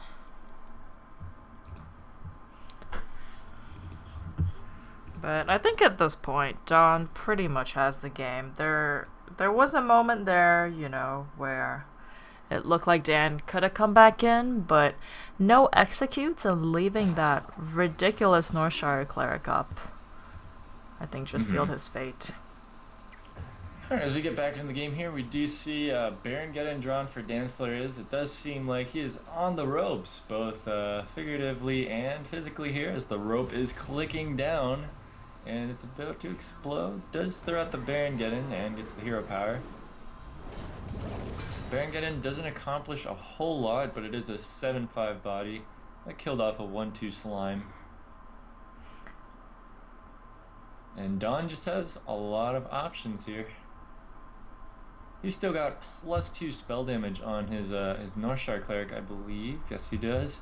So that Holy Smite is actually 4 damage right now. Don, I really don't think it's good to just put all your everything on the Northshire. Yeah, I think he probably should have shielded. Well, actually, There's no reason not to shield the Cabal instead. I actually like this because you can't heal your minions. Like you're about to be in fatigue. Yes, that's true. So he would rather the higher attack one also have the higher health. So I actually think that was another heads up play from Don, like we've been seeing him make. He's been playing pretty well. He does draw his Ysera and wisely chooses to save it because he also realizes that at this point, if there's a brawl drawn, and he has all of his eggs in one basket on the board, he could still lose the game. Like Actually, you know what? There's 10 cards left in Dan's deck. We haven't seen a brawl, and we haven't seen an execute.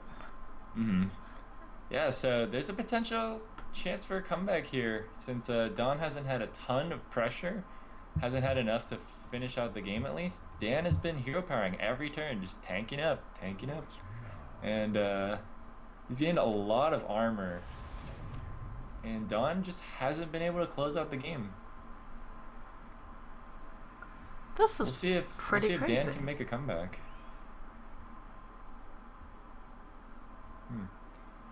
I mean, the Armorsmith Sledge Belcher seems okay here. This seems like the perfect time. Just like consider the team name. Where's your bomb lobber now? I mean, not like bomb lobber would do a whole lot in this situation, but it's like Dan was so far behind. He's still pretty far behind. He's got an uphill battle, but Don just can't close out the game. So it's like The fatigue! He can do Yeah. it! I mean, actually on this board, bomb lobber would be pretty good though. So where is it? Where's your bomb lobber now, Concordia? He can trade off the Northshire. This way he's able to heal up his guys without Yeah, he without would going lose into his fatigue. spell damage though as well. Oh, that is... See? Too many things on the same Alright, card. I actually like just manning up, healing the Northshire cleric, and taking the damage. Ooh. Like I think if you're winning this game, you're not dying to fatigue. You're gonna be the one killing your opponent. Yeah, So I think let's it's just man definitely up and do valid. it. He's thinking of the Vol'jin, but like you said, if there's the Ysera, that's not a good play here. Yeah. He only has so many things left. I like this, starting with the Holy Smite for 4, preventing some armor gain. Vol'jin for extra attack, I think. I mean, with your opponent with 10 cards left, it's 10% that they draw Brawl into 1 out of 9 the next turn, into 1 out of 8 the next turn. Like, there's a small chance Brawl will be drawn, but I think he's past the point of playing around it, and Dawn just kicks it into gear, and The Cruel Task. yeah. What a useless card right now. You just cannot play it. Yeah, sad draw there. But I like Don's line of play here. He realizes he's just like, gotta finish off his opponent now. You know, like this is the time. You've got to end the game. Still opts to heal himself, which is fine, I guess. You know, like probably doesn't matter whether he heals himself or his minion. It's all down to this draw from Dan, and it's a Lotheb, and that's not gonna cut it here. Oh, the very drawn out game of Priest versus Warrior. But honestly, I want to see what is in Dan's deck right now because Well, I would assume it's something this whole along time, the like lines, 8 cards left. Like 1 Brawl, 2 Executes. 2 Executes, a Death Spite, a Fiery War X. It's just so sad. Maybe a Shield Block. Have we seen either Shield Block? He might not run Shield Block. We saw a Bash. I We saw 2 Shield Slams. Okay, yeah, so I think some combination of Shield Blocks and Bashes, and that's pretty much the rest of the deck. So, yeah, even though Don played it really conservative, he managed to... Cruel Task yourself, and then you can hit the Cabal with that. Yeah, I'm not sure that that works, but, we do see Dan just showing what he had left. As Don is going to take the win here for the McGill Redmen. Will you please heal yourself first? We Aww. gotta have it at 30. But yeah, that is gonna be a 3-1 victory, I believe. Indeed. With that, the McGill Redmen will take the game. The series versus the Concordia. Where's your bomb lobber now? No bomb lobbers, as we saw the entire deck from Don. Maybe there was a bomb lover in Dan's deck. Well, Dan was on the team. Where's your bomb lover now? Yeah. So maybe he has one in that word. It would explain where the executes and the brawl. Maybe he took out 2 executes for a bomb lobber. And then took out a brawl for another bomb. Like a matter bomber? Matter bombers are pretty fun. Yeah, for sure. Well, that's definitely an interesting series. We've got another one coming up next that's going to be between UCLA's A team versus the Spartan Star League, which is San Jose State University. So... yeah, it should be another interesting series. Hopefully see some more sick decks. And, yeah. Yeah, we'll just do a short break. And when we are back, our second series will be starting.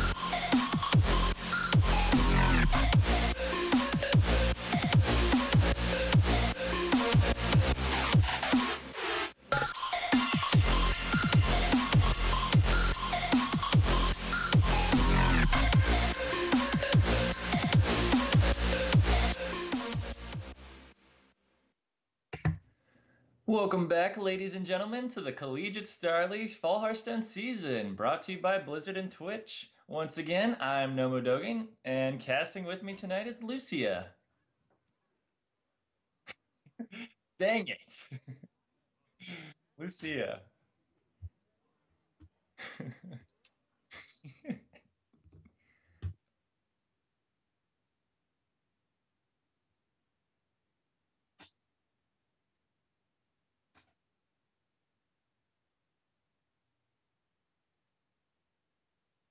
Yeah, it definitely kind of sounds like it to me.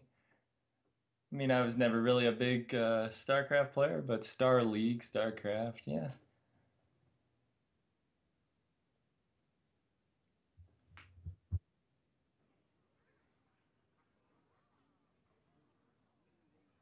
hmm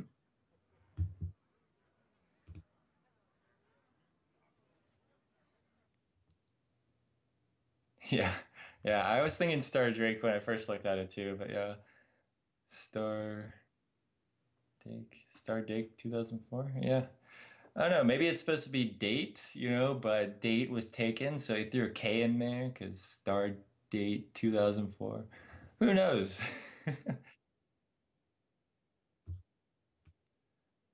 Moke Dyer? I don't really know.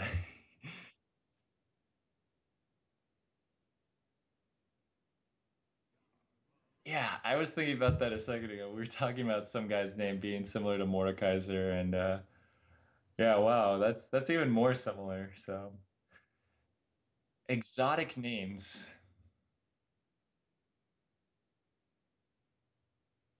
Yeah.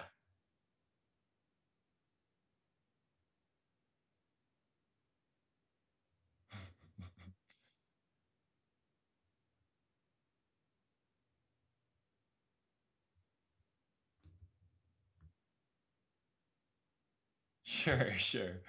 Yeah, I mean, I guess. Right. I mean, I don't know. I would think the players would like to be referred to as their original exotic and exciting names. But I know when I think of like some really sick name like Nomodogan, I just want people to call me that because like it's so awesome. Like I came up with this myself, man. I'm a legend. Not really, but I don't really think that, but maybe there's some players who do, so I just want to cater to those players. And yeah, very true. Very true. But it does look like the players are in game and they have drawn their opening hands. We're gonna have Stardake on Paladin versus Mokdire on Warrior.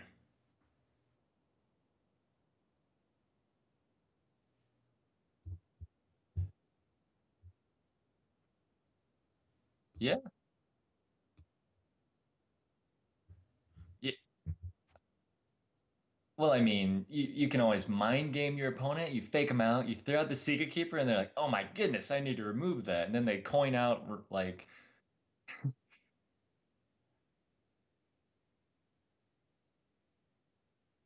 yeah, like I gotta coin out Fiery War Axe, or like as a mage, like I gotta coin out Frostbolt right now.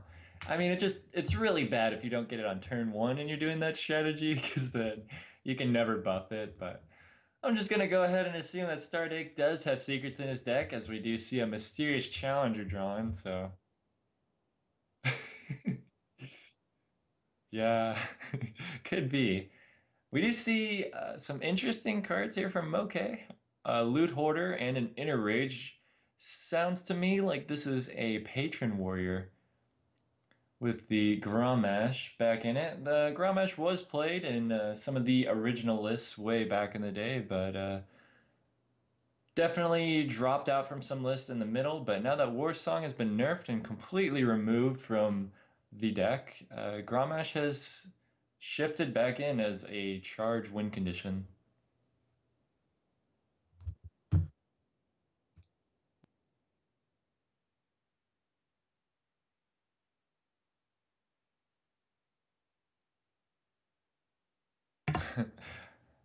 Yeah, yeah, I mean that would be pretty interesting. We do see a slam on the knife juggler. Definitely a solid play from Moke. Or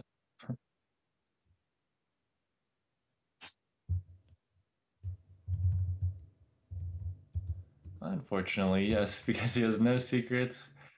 And we do see a muster for battle come out. Ooh, whirlwind drawn from Mokdire.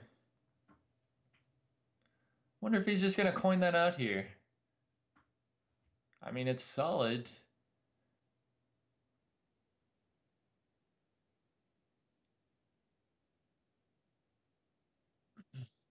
but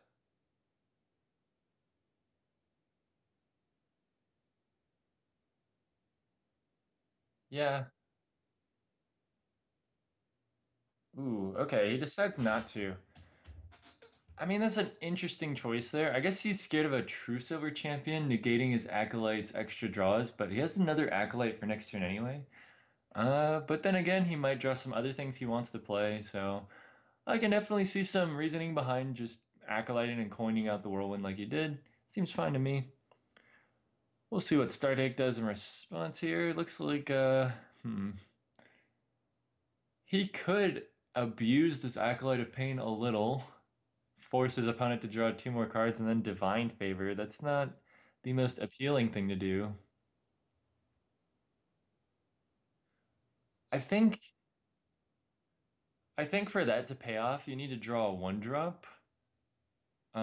Or you could just divine favor straight up, like you could just attack. Okay, I like this. Attack with your weapon, then divine favor for three, or for two? No, for three.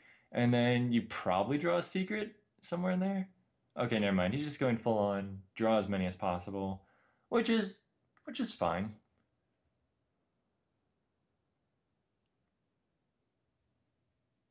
Yeah. I mean, this is totally fine because as the secret paladin player, usually you'll be able to play out your whole hand before the patron warrior player does, because most of your cards are cheaper and you should just get more benefit off of having more cards. You know, it takes less time to play them all.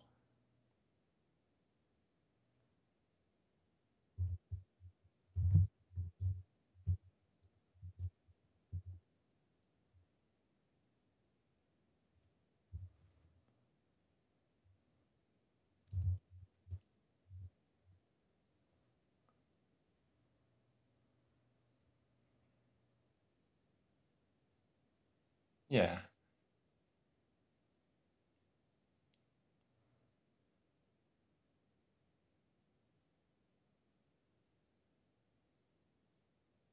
hmm Yeah, that definitely makes sense. I mean, yeah, maybe he just feels that he'll have more payoff with his draws, or maybe he just didn't realize that this is actually a patron warrior.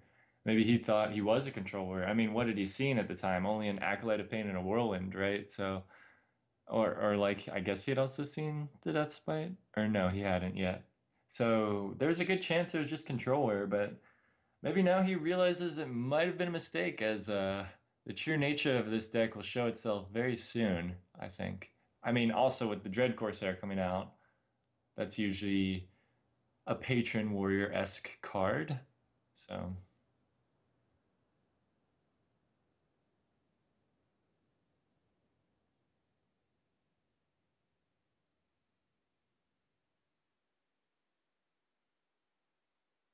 yeah. Yeah, I mean, hmm. There's a.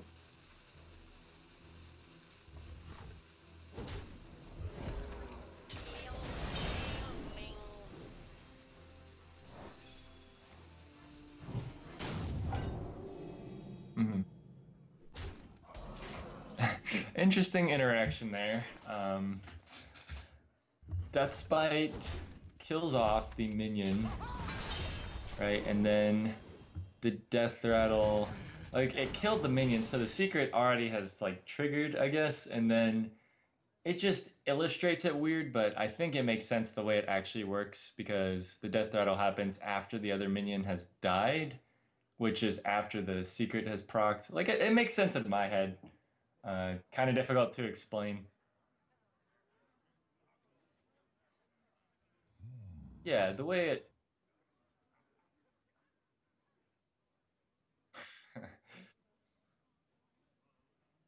Mhm. Well, I mean, the way it illustrates it as well doesn't really make a ton of sense, I guess. But I don't know. It kind of does. It's just it's weird. When you see a wild pyromancer in Moke Dyer's hand as well, which is definitely something that's not that common, but it can be played. The issue that I have with Wild Pyromancer is oftentimes it just ends up killing itself.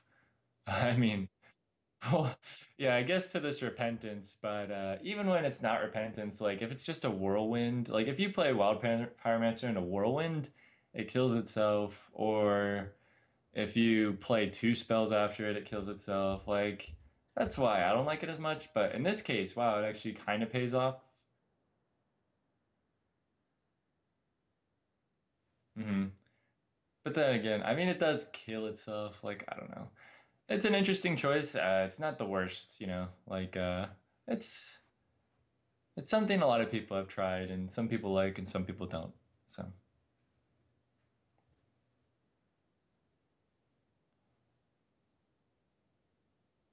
Hmm.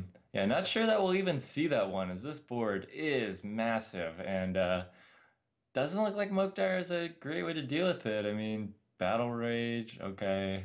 Now you can play your Loot Hoarder and Inner Rage it and hope to draw and execute. I think that seems fine. Another way he could have tried to manipulate his Battle Rage, he could have played Armorsmith and attacked a Boombot and gone for a 50-50 for another card. But, hmm.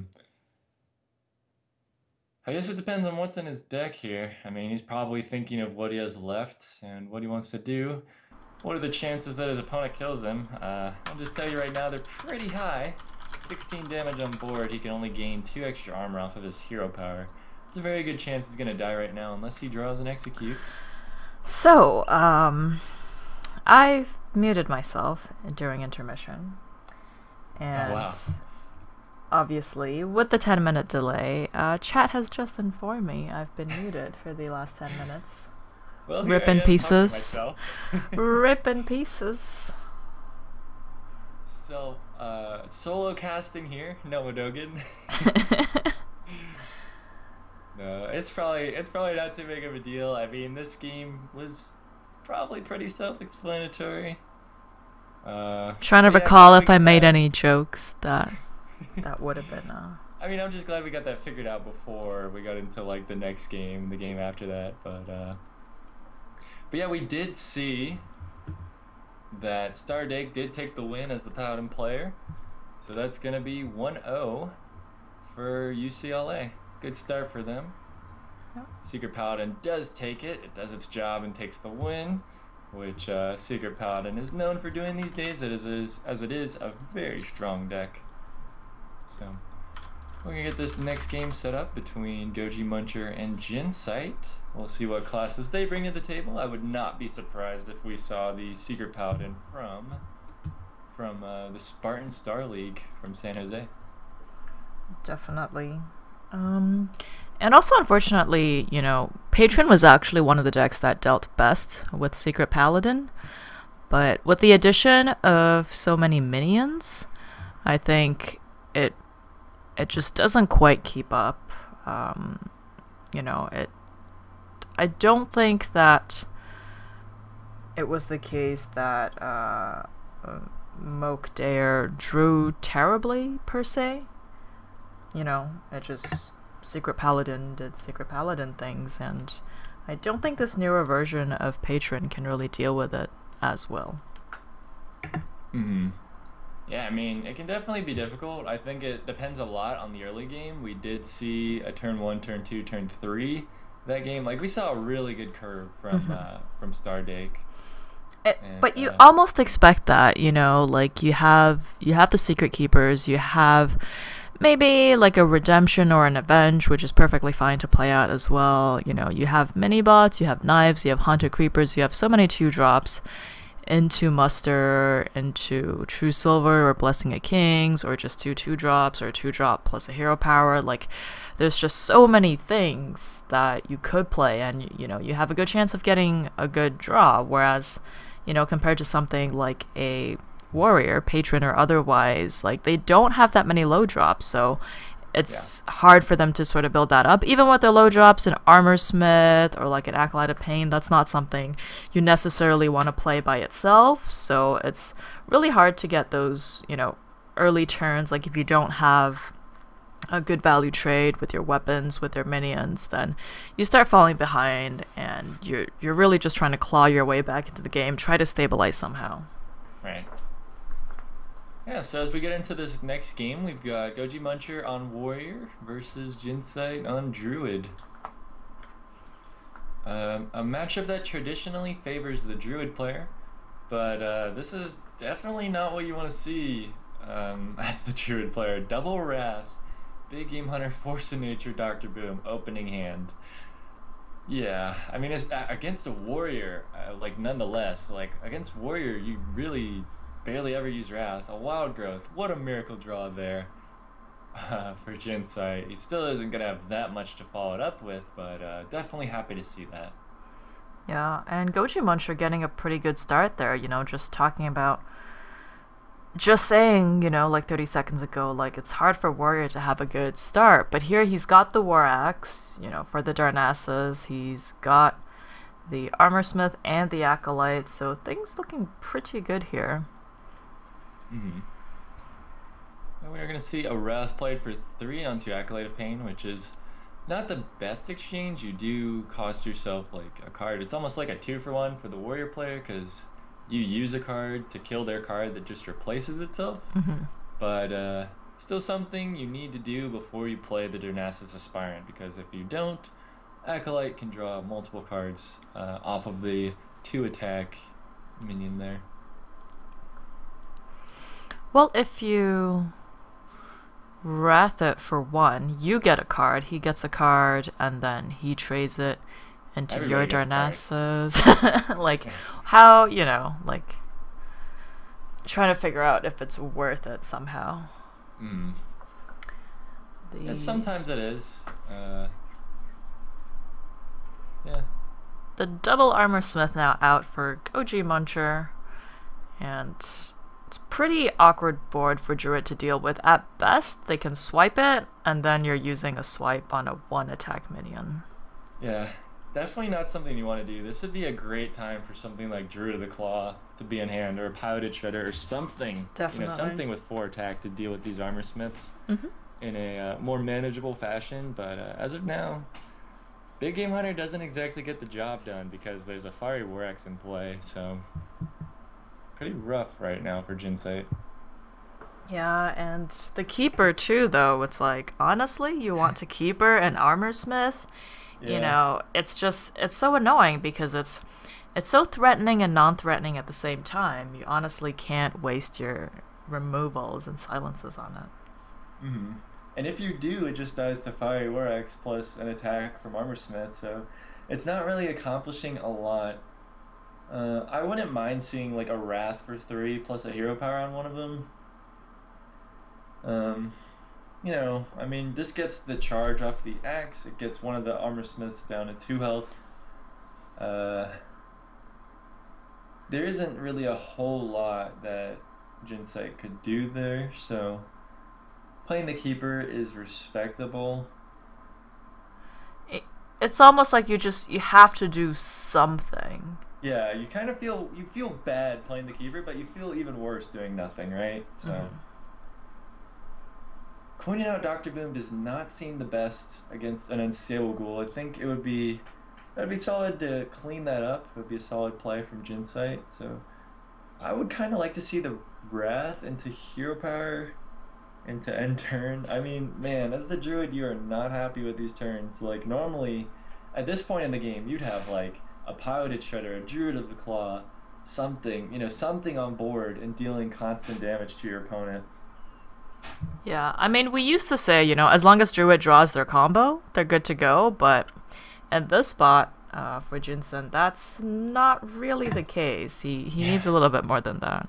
Yeah, I mean, he's got a combo, but when your opponent's at like 30-something health, that's not going to accomplish a whole lot, so... And without any board presence, then he doesn't have the... the board presence allows him to chip away his opponent, and it also allows him to, get more value out of his combo. But in this case, Wow. I think you just have to go for Dr. Boom here. I mean, it's a very easy execute, an easy shield slam, an easy whatever, but... At this point, you just hope your opponent doesn't have the removal this early in the game. Yeah, and it's not necessarily the worst case. Like, the boom bots can kill off the armor smith potentially as well. Yeah. I mean, this is another one of those plays you're not happy about, but kind of need to do something. So... Some favorable boom bots there. They do end up clearing the board, left with a 7-5 Dr. Boom, but we know that that's going to be dealt with one way or another. Unfortunately, though, for Goji Muncher, he does not have any other plays really to follow it up. He could play the Death Spite just to save himself the 4 mana. Harrison Jones is not really a popular card these days. But, he might yeah, just maybe opt to it armor would have up. been better to somehow use the shield slam to kill off Dr. Boom, and then between everything else somehow get manage to maybe keep something else on the board, like not proc the death rattle of the unstable ghoul, and just head into a boom bot, hope it doesn't die, get a bit more value out the armor smiths. I actually kind of like the execute there because you're at 10 armor right now. You have a bash and a shield maiden, so you have a few ways to build up your armor even more, and it's already somewhat unlikely that it'll get beaten down, but there's always that chance that it might. But I think using the execute there is good, because you don't really want to use bash to enable execute. I mean, you don't really want to use it to enable shield slam. You hope it just deals with something on its own. But I think shield slam can potentially deal with something a little easier than execute would. It really depends on the situation, though. Would you... Oh, never mind. I was going to say, would you Wrath for 1 to maybe draw something? But, Jinsight going for the cat mode play. Which... Yeah. Interesting choice. I mean, I think he's decided at this point, hey, like, I'm against a control warrior. I'm not going to win late game. I need to start pressuring, and let's hope he doesn't have a way to kill this. Unfortunately, Goji does have another answer. And Jinsight's back to square one, and wow, a second BGH drawn. Wow. That's an interesting... I mean, what are you playing against? I guess just handlock, essentially? Well, pretty much everyone plays Dr. Boom these days, right? Secret Paladins, Tempo Mages, Control Warriors. I think Dr. Boom's popular enough to warrant a big game hunter. Also, Mysterious Challenger plus Avenge happens pretty often. It does, but I feel like you'd rather have, something... Like, what are you removing here for a BGH? Oh, I guess a Shade, probably? I feel like a Shade's probably better. It could kill off, two 1/1s early game, as opposed to holding on and hoping something happens. And that poor tempo BGH is, just gonna die. Yeah, well, look at the mind games here. One BGH played, no way it's a second, right? Wrong. BGH number 2 comes out and cleans up the Dr. Boom. But yeah, another thing with BGH, some Druid players just feel like they never draw it when they need it, so they play 2.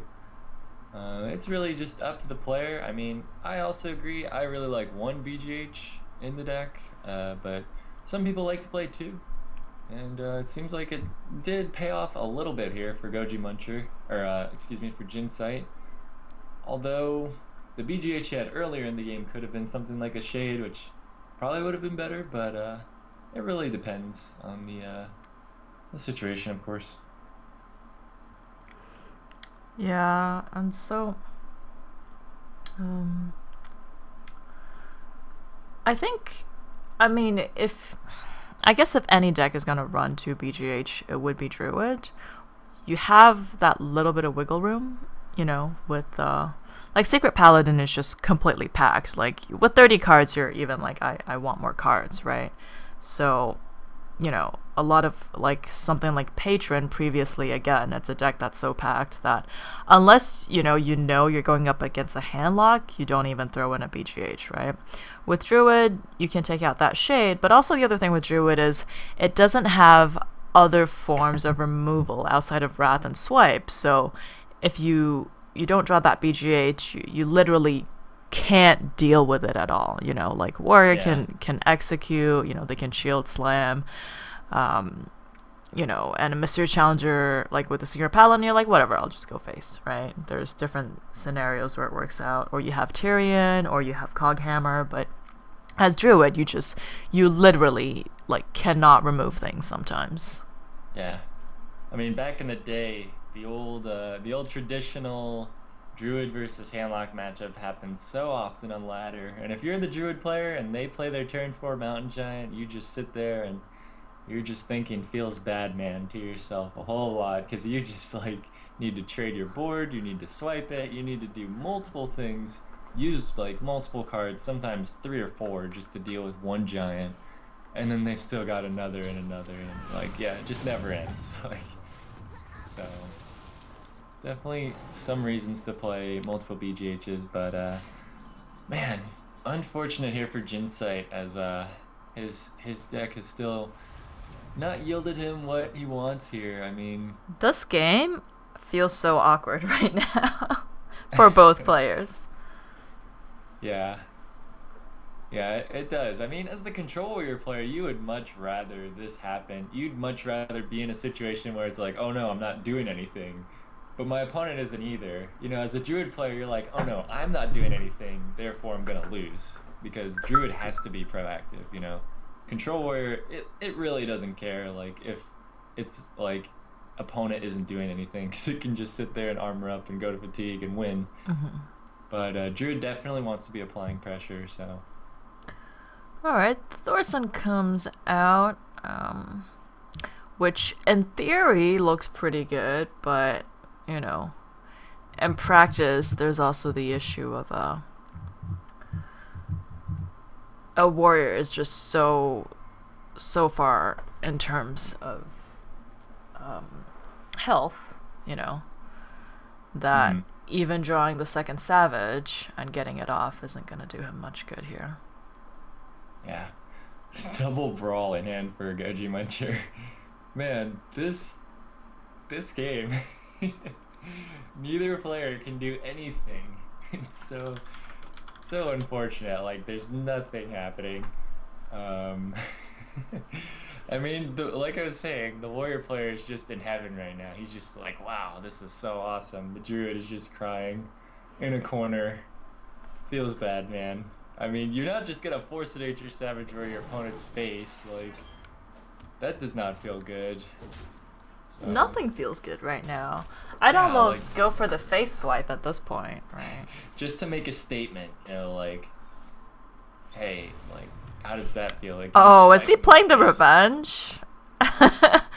Deal damage to all minions.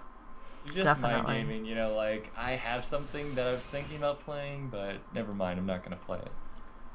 Which, at this point, as Jinsight, you gotta be wondering, I've already played 2 BGHs. What else would you possibly, like, be able to play and not play, Like, what card is there that you would just be like, alright, never mind, I'm not playing it. Wow, Piloted Shudder is actually a very big deal here, because you can't brawl away one minion, you don't want to shield slam that, you can't execute it, and you can't revenge it.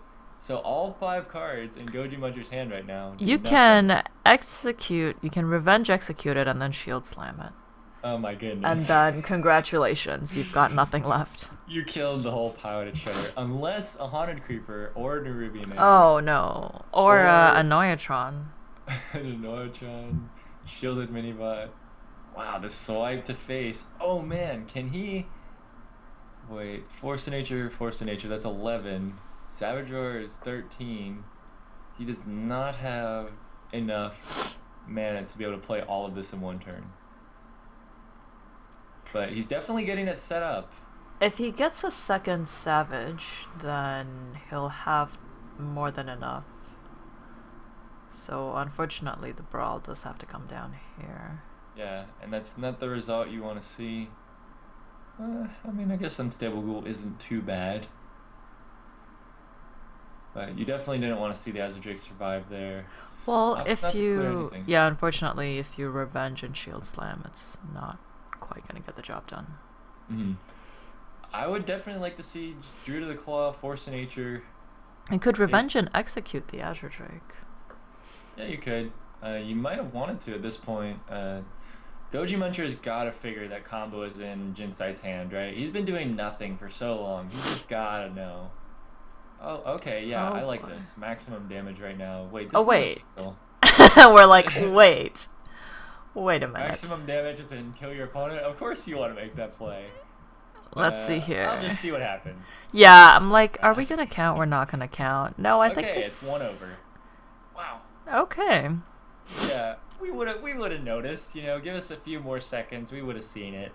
But Jinsai gonna tie the series up, right? It's 1-1 now. Indeed.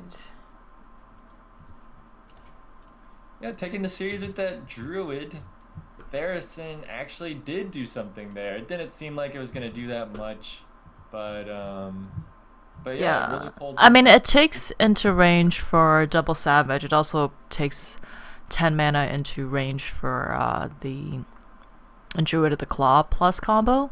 So instead of plus 14, it's plus 20, right? Which is almost the same. Plus it leaves a body on the board, so pretty good stuff. Right. Yeah, I mean, I really wasn't expecting the Druid to win there. You almost just wonder, was there anything else that that Goji Muncher could have done to sustain himself even longer?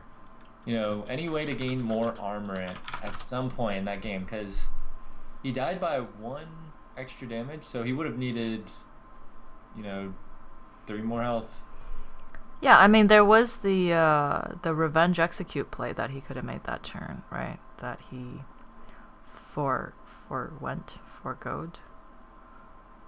Mm-hmm. Yep, we're gonna be getting this next match set up here. I'll be starting momentarily.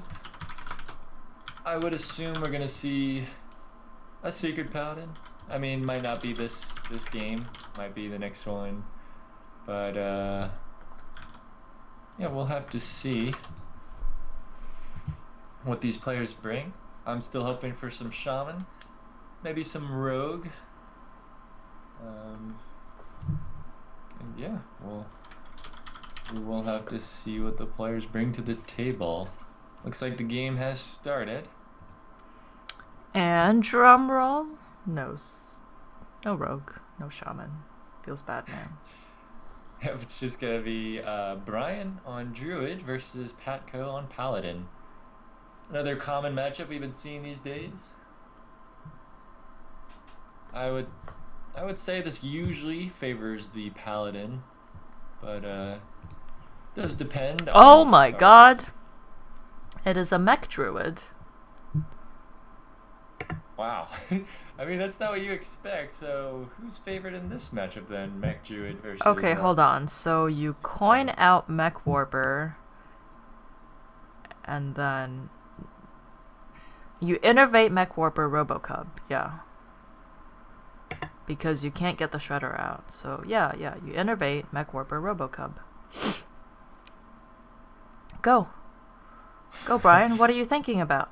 He just wants to make sure, I mean... And then give us next some turn he time. can coin the Shredder. This is great. This is so great. Man. Do you 1 health or 1 attack? And there's, like, no way for Paladin to deal with this. Okay, opting for the 1 health. Man. I Oh, like the man. health. I think the health is a good choice, knowing that shielded mini-bot's an option. Consecration comes up later, but that probably is irrelevant. And also Master for Battle is an option, so I definitely like having the extra health on the taunt. Shredder, face, let's go. But if he coins Shredder, he's gonna hope for another thing he can play, which is, yeah. I mean, plus you're just gaining so much mana off of this. It's basically like an innervate here, just using this coin, because you have Mech Warper in play. Like, you only had 2 mana available for real that turn, but Mech Warper and coin give you 2 more, so basically an innervate. This is amazing. Yeah. Although the shredder's not in the middle. A little bit sad, but otherwise, good times. This is better than Murloc Druid, and everybody knows Murloc Druid's broken. Like, Murloc Druid is actually just banned from tournaments. It's not allowed to be played because it's so good. That's why you don't see people playing it. I mean, it's not because Murloc Druid is a bad deck. It's just because it's so broken that it's not allowed. Well, we have the Annoyatron, so not quite a 3-drop, but it will, you know, will allow him to hero power, play the Annoyatron, and depending on what happens here. Yeah, also forgot to mention the secret combination there was Noble Sacrifice and Avenge, which is well, thanks, Nomo Dogen. Glad. A happy little combination there of secrets for Patco. I wonder if you trade here. Okay, he does trade. And then, I like this play. You go Shredder to face, and then something else deals with the Divine Shield, and then you can trade your Shredder into the 5/4. Yep. That seems solid. Murloc Knight on turn 4 is definitely not what you want to be doing as the Paladin here, but yeah, Patco's got the perfect 7 and 8, but it is unfortunately only turn 4, so. Man, that silence is brutal. As if the start wasn't brutal enough. That silence is brutal. Ooh, an Armorsmith. Goes for the trade with the Mech Warper here. I think it's a good trade. Its job is done. It's discounted a lot this game, and you gotta respect Consecration at least a little bit. That's fair. So. Yes. Knife Shuggle for the Armorsmith value. Oh. Guess for the Divine Shield, I mean, it's not the worst thing. Wow, Living Roots. Living Roots, yeah. I like that choice in this deck. It's, you know, gives you the options of early removal or early board presence. Or mid-game removal into this Knife Juggler. Yeah, seems solid. And I don't know if that Dr. Boom's going to cut it here. It might just be too Mysterious late. Challenger? Divine Favor is actually newsflash. That does not do anything. Against the normal Druid, you might, you know, they'll save like an Innervate, a Savage Roar, a Swipe. You have a bunch of cards saved up, but against this deck, like, that's not happening. Plus, you have your 7 and 8 drop in hand. You do not want to be drawing your Divine Favor in that situation. And, yeah, Dr. Boom, I don't want to say it's too little, but it's definitely too late. I mean, like, you're taking so much damage here. It's going to be so difficult to come back. That 3 damage to the face as well. Would you consider armor plating the Annoyatron or the Armorsmith for Consecrate? Yeah, I mean, I think you might as well, but at this point, it probably doesn't matter. Oh, wow. Patco's just going to concede. That's definitely a game. He needed a quality Consecration there, which is a reason why not to armor plating, I think, because a quality Consecration is the only way to survive. But, yeah, wow. That Mech Druid definitely getting its head in the game. That start, though, the Innervate, Mech Warper, the Robocub into the Piloted Shredder. And then, you know, just to throw a little more salt on there, getting that Armorsmith, and it's like, okay, maybe the Paladin can sort of clear off your stuff, but at that point you've got 40 health, and then what's going on? Yeah, wow, that's definitely what you want to see as the Mech Druid player. I mean, man, so brutal. Wow, like there's no other deck that can have that kind of a start, because no other class has access to Innervate. So you can have Mech Warper, and a Mech Warper would have been even better But you definitely can't complain with a start like that we saw. Yeah, I mean, each class has sort of, especially with aggro decks, has its own flavors. Like with Hunter, it's pretty obvious you can just do damage to their face with your hero power. With Paladin, you've got a lot of buff cards, like Blessing of Kings. You can make more dudes, right? You've got, mini boss, which are great. They stick around, they do damage, all that. And yeah, like you said, with Druid, their sort of ability to be a really good aggro deck is from the fact that they have the innervates, so they could have a ridiculous start compared to any other class. Right. Yeah, and as we saw there, a start like that is very difficult to come back from, even with a deck like Secret Paladin, which a lot of people think is really, really strong right now. So.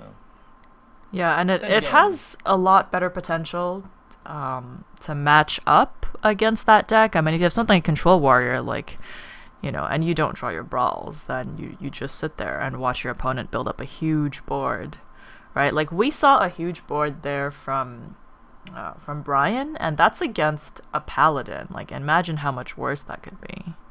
Mm-hmm. Yeah. I mean, then again, he did have Dr. Boom and Tyrion in his hand, which are not what you want to have as the Secret Paladin deck, but yeah, that was rough. That was definitely rough there. And you definitely need some more early game stuff to be able to contend with things like that. Even if there was a lot more early game there, it still would have been really tough to win. So, pretty brutal. The Mech Druid definitely packing a punch, as we saw,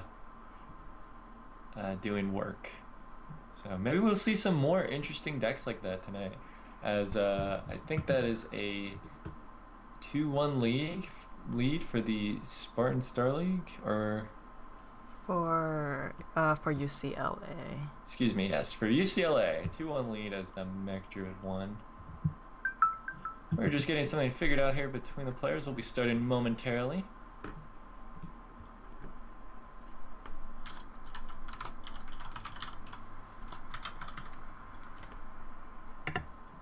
Yeah, hoping to see some more Shaman and Rogue. I mean, more as if I've seen any more. tonight. Yeah, I'm like, what? Excuse me, that's... Yeah, I haven't seen any, but I would like to see one of those classes before the night has ended.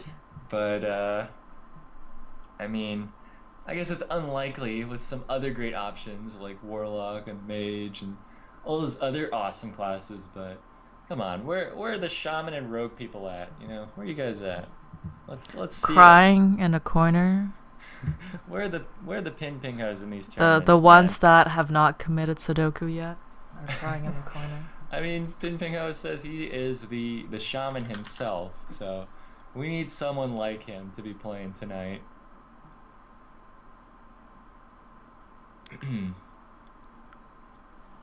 We need a Ping-Pong in this tournament.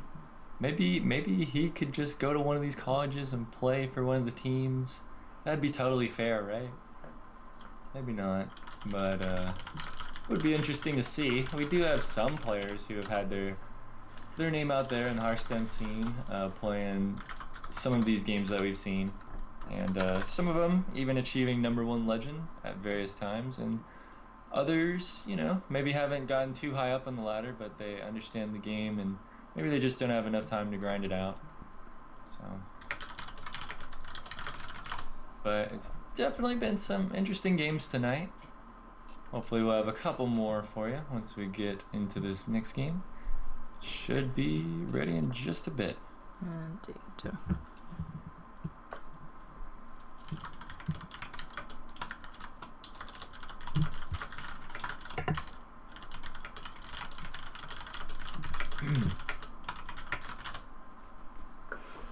Should definitely be an interesting rest of this series, as it is, like we said, a 2-1 lead for UCLA.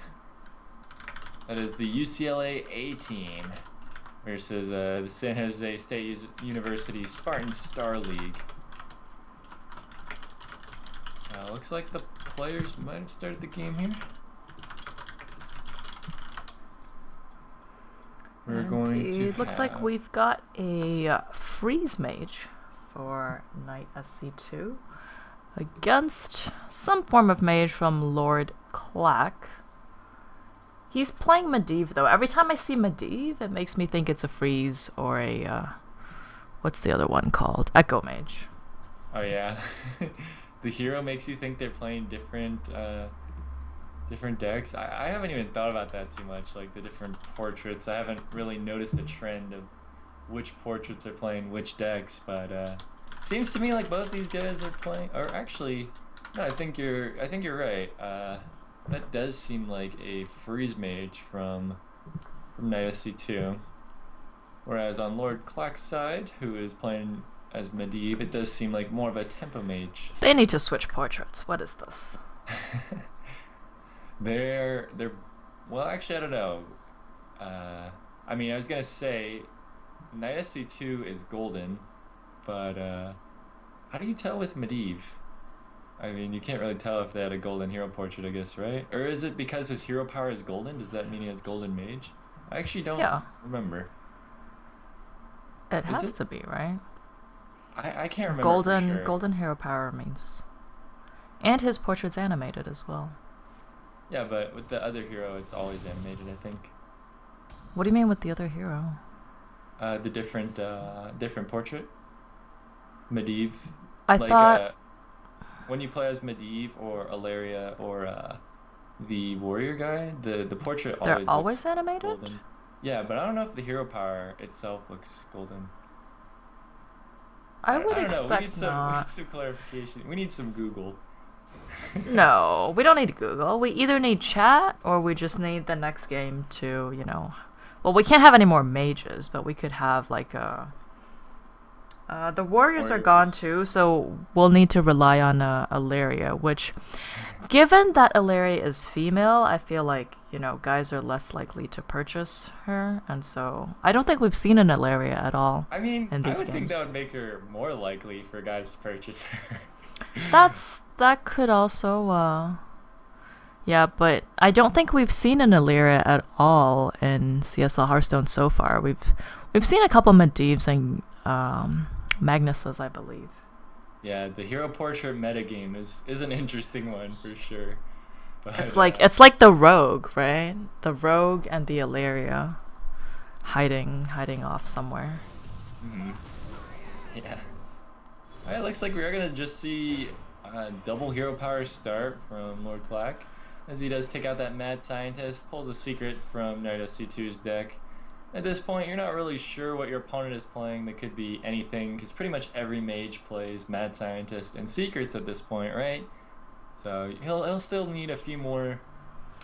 He'll still need to see a few more important cards before he can decide what kind of deck his opponent's playing. Lord Clack just channeling the freeze mage, double hero powering. Yeah, but that Acolyte of Pain has got to be a dead giveaway that something fishy's going on here. This probably is not a tempo mage deck. Is this hand mage? I mean, I think. look at there are so many cards. He's unfortunately literally drawn every secret at this point. Yeah, that is really bad.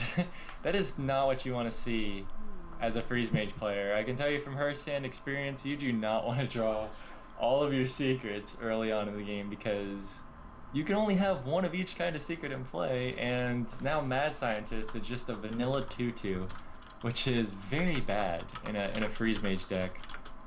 That's just the price of playing it, and goodness gracious, a Sylvanas pulled off of the unstable portal for Lord Clack. Wow. And it's a golden one at that. I mean, golden unstable portal gives you golden cards, right? There's a golden Sylvanas at a nice chunk of dust to your collection there, right? They should cost extra, like the golden unstable portals, the piloted shredder, all the 3 shredders and all that. Anything that can get you more stuff should be, or Spellslinger, It's like it's the value golden cards because you get so many more out of them. That's true, that's true. Then again, maybe Hearthstone would just be pay to win at that point. But No, it's just for the golden cards. Yeah. Yeah, that's true. But Flamewaker's done some work so far. This is such a sad hand, to be honest. For Zark. Yeah, as a Freeze Mage player, you're not feeling great about this. It's nice to have cards, but sometimes you can't get rid of the cards, you know? Like, you need things to happen for these secrets to go off. And Ice Block usually doesn't go away for a long time. I mean, Ice Block... You'd like it not to go away for a long time, we should say. Yeah, that's true. Ice Barrier goes away, you know, I mean, pretty quickly, usually, if they attack you. They usually don't have too many minions in play, and unless you're freezing the board, they'll tend to attack your face when they have the chance. I think, yeah, Nexus Ping here looks pretty good. Yeah, it looks solid to me. Maybe he doesn't realize he's playing against Freeze Mage yet, and he's trying to play around different secrets. Oh, what? Goodness. What? Hold on a second. Wait. What? Okay, hold on a second. This isn't the best matchup for this, but you can't really complain about this, right? I mean, okay. You play your first golden unstable portal, you get your golden Sylvanas. Alright, that's all fine and dandy. That's awesome, yeah. You play your second unstable portal and get a second golden Sylvanas. What is going on? What are the chances? You can get any minion in the game, right? This isn't even like your 2 shredders giving you the same guy, you know, like... Exactly. In that case, at least you're limited to 2 mana guys. This is full range, anything, you know, from the target dummy all the way up to Deathwing, and you got 2 of the same legendary creatures. What if he's also playing a Sylvanas in his deck? And there's a potential chance that he could play 3 Sylvanases in one game. Oh my god. What if he has the 3 mana card that gives each player a spell? Yeah, this look at this board. It's so pretty. It's got the 2 mirror images on the outside with the 2 Sylvanases. But oh, come on. Why do you not put the Azure Drake in the middle there? Come on. We need This is thoroughly disappointing. Oh man. I'm just surprised that Knight ST2 didn't have anything to say about this. He didn't say thank you, he didn't say well played or anything. But then again, these Sylvanases are just going to turn out to be vanilla 5/5s. Not anything special, as they do just die without either of their death rattles happening. So, vanilla I think 5/5s when you're a freeze mage, I think you tend to be a little level-headed. In my opinion, it's like it's a deck you're just waiting for things to happen, you know. You're calm, you could be at 1 health, it's okay, you still have ice block, you know. It's so yeah, I think it's a deck where you just kind of relax and you're not fazed by your opponent doing anything. And like I was saying, like, Sylvanas isn't actually the best in this matchup. It's insane that you get 2 in one match, but it's not because it's good. You know, like, against Freeze Mage, Sylvanas is actually not that amazing. It can be in, like, a very narrow situation, but generally it's not that great. You'd rather just have a minion that is pretty sticky. And, wow, Mirror Entity drawn at the perfect time here. Late in the game when your opponent, the Freeze Mage, is going to want to be playing Alexstrasza, Archmage Antonidas, and the like. You know, here in the late game, Freeze Mage is going to want to be playing those cards, and if you have a Mirror Entity in play, that is a big problem for the Freeze Mage, because when they're playing a giant minion, they don't necessarily want you to be acquiring one at the same time, because usually when they play them, it's because they've just cleared the board, they've just frozen and doomsayered or whatever, and now they're trying to end the game. But with Mirror Entity in play, that can definitely counteract that. So. Yeah, this is a pretty awkward turn here for Knight SC2, who we should mention also is playing the wrong game. Yeah, wow. He can Ice Lance this, but... Okay, how many games... I just have to break off here on a tangent. How many games in Hearthstone have we ever seen 2 golden Sylvanases and 2 golden Alexstrasas in the same game? we're probably gonna see 2 Archmages as well, normal Archmages, but still 2 Archmages. Well, there's one golden. The other one's going to be normal, unfortunately. Right, one is golden. Wow, charge? Hold on a second. With Archmage and Tinnitus, that is actually kind of a wombo combo. And against a Freeze Mage, burst damage is Wow. really good. That's Yeah. like one of the best things. When you think your opponent's going to play Archmage to get fireballs, he plays Archmage and charge instead. Exactly, like Archmage, okay, he's gonna get a fireball, and just like, psych! 7 damage right now, you know? Like, you don't expect that. Okay, looks like he's actually gonna use it on this Mad Scientist. And, go face? Yeah, I mean, I think this is okay. I don't think it's amazing, but, you know, he's definitely setting something up here with Archmage. Wait a second.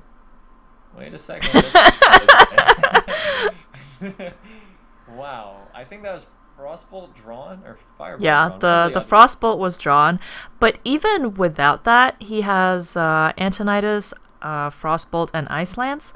Plus, he already has an Ice block up, so there's no way, unless, you know, Lord Clark had a Kazan and managed to play the Kazan, that he would be able to kill him next turn.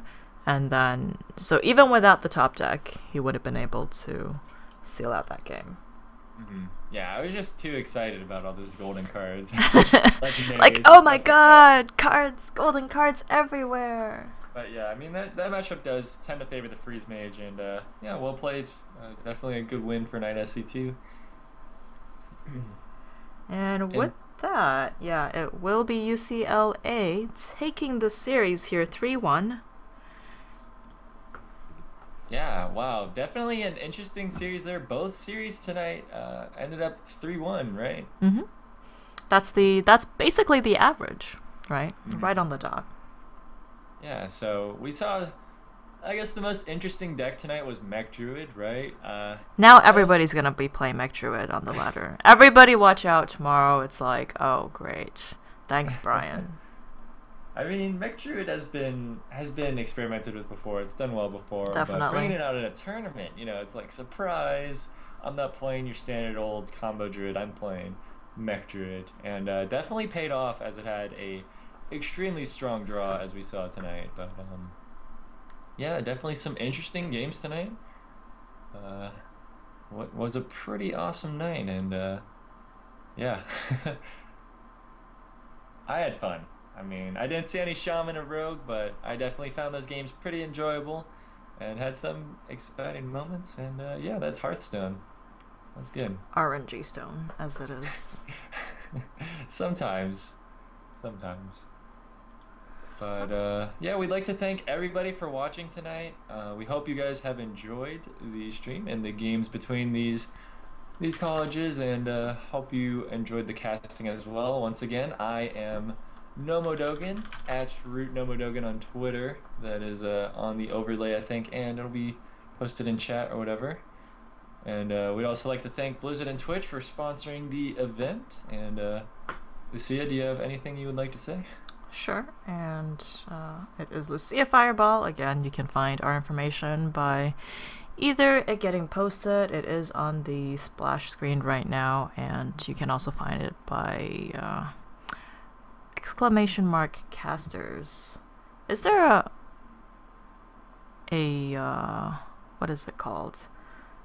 A short form of that for !? You know, like pound something. It's like saying !caster is just it's a mouthful. I'm not sure. I think that's just about it. That's the way I always say it. So. Well, that will have to be it. Alright, yeah, like I said, that is all we have for you today. Have a good night and enjoy the rest of your week, and catch us again on Friday at 7 p.m. Pacific for more Hearthstone action.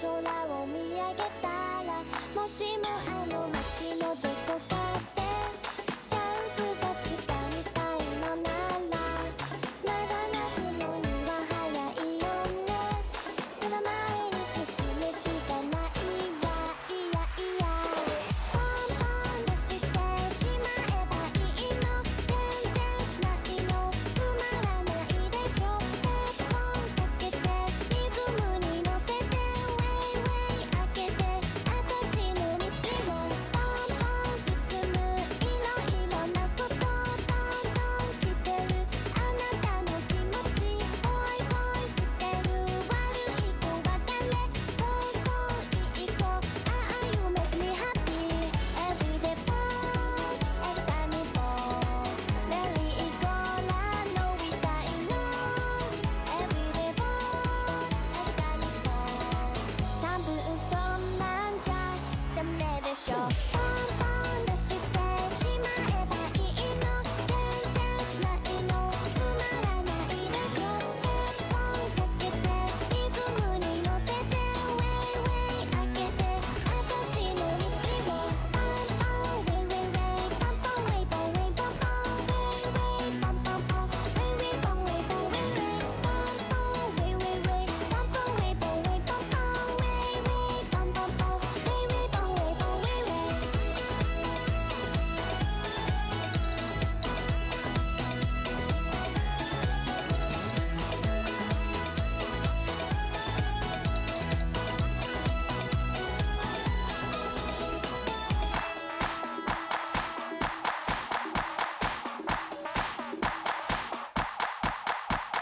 あなた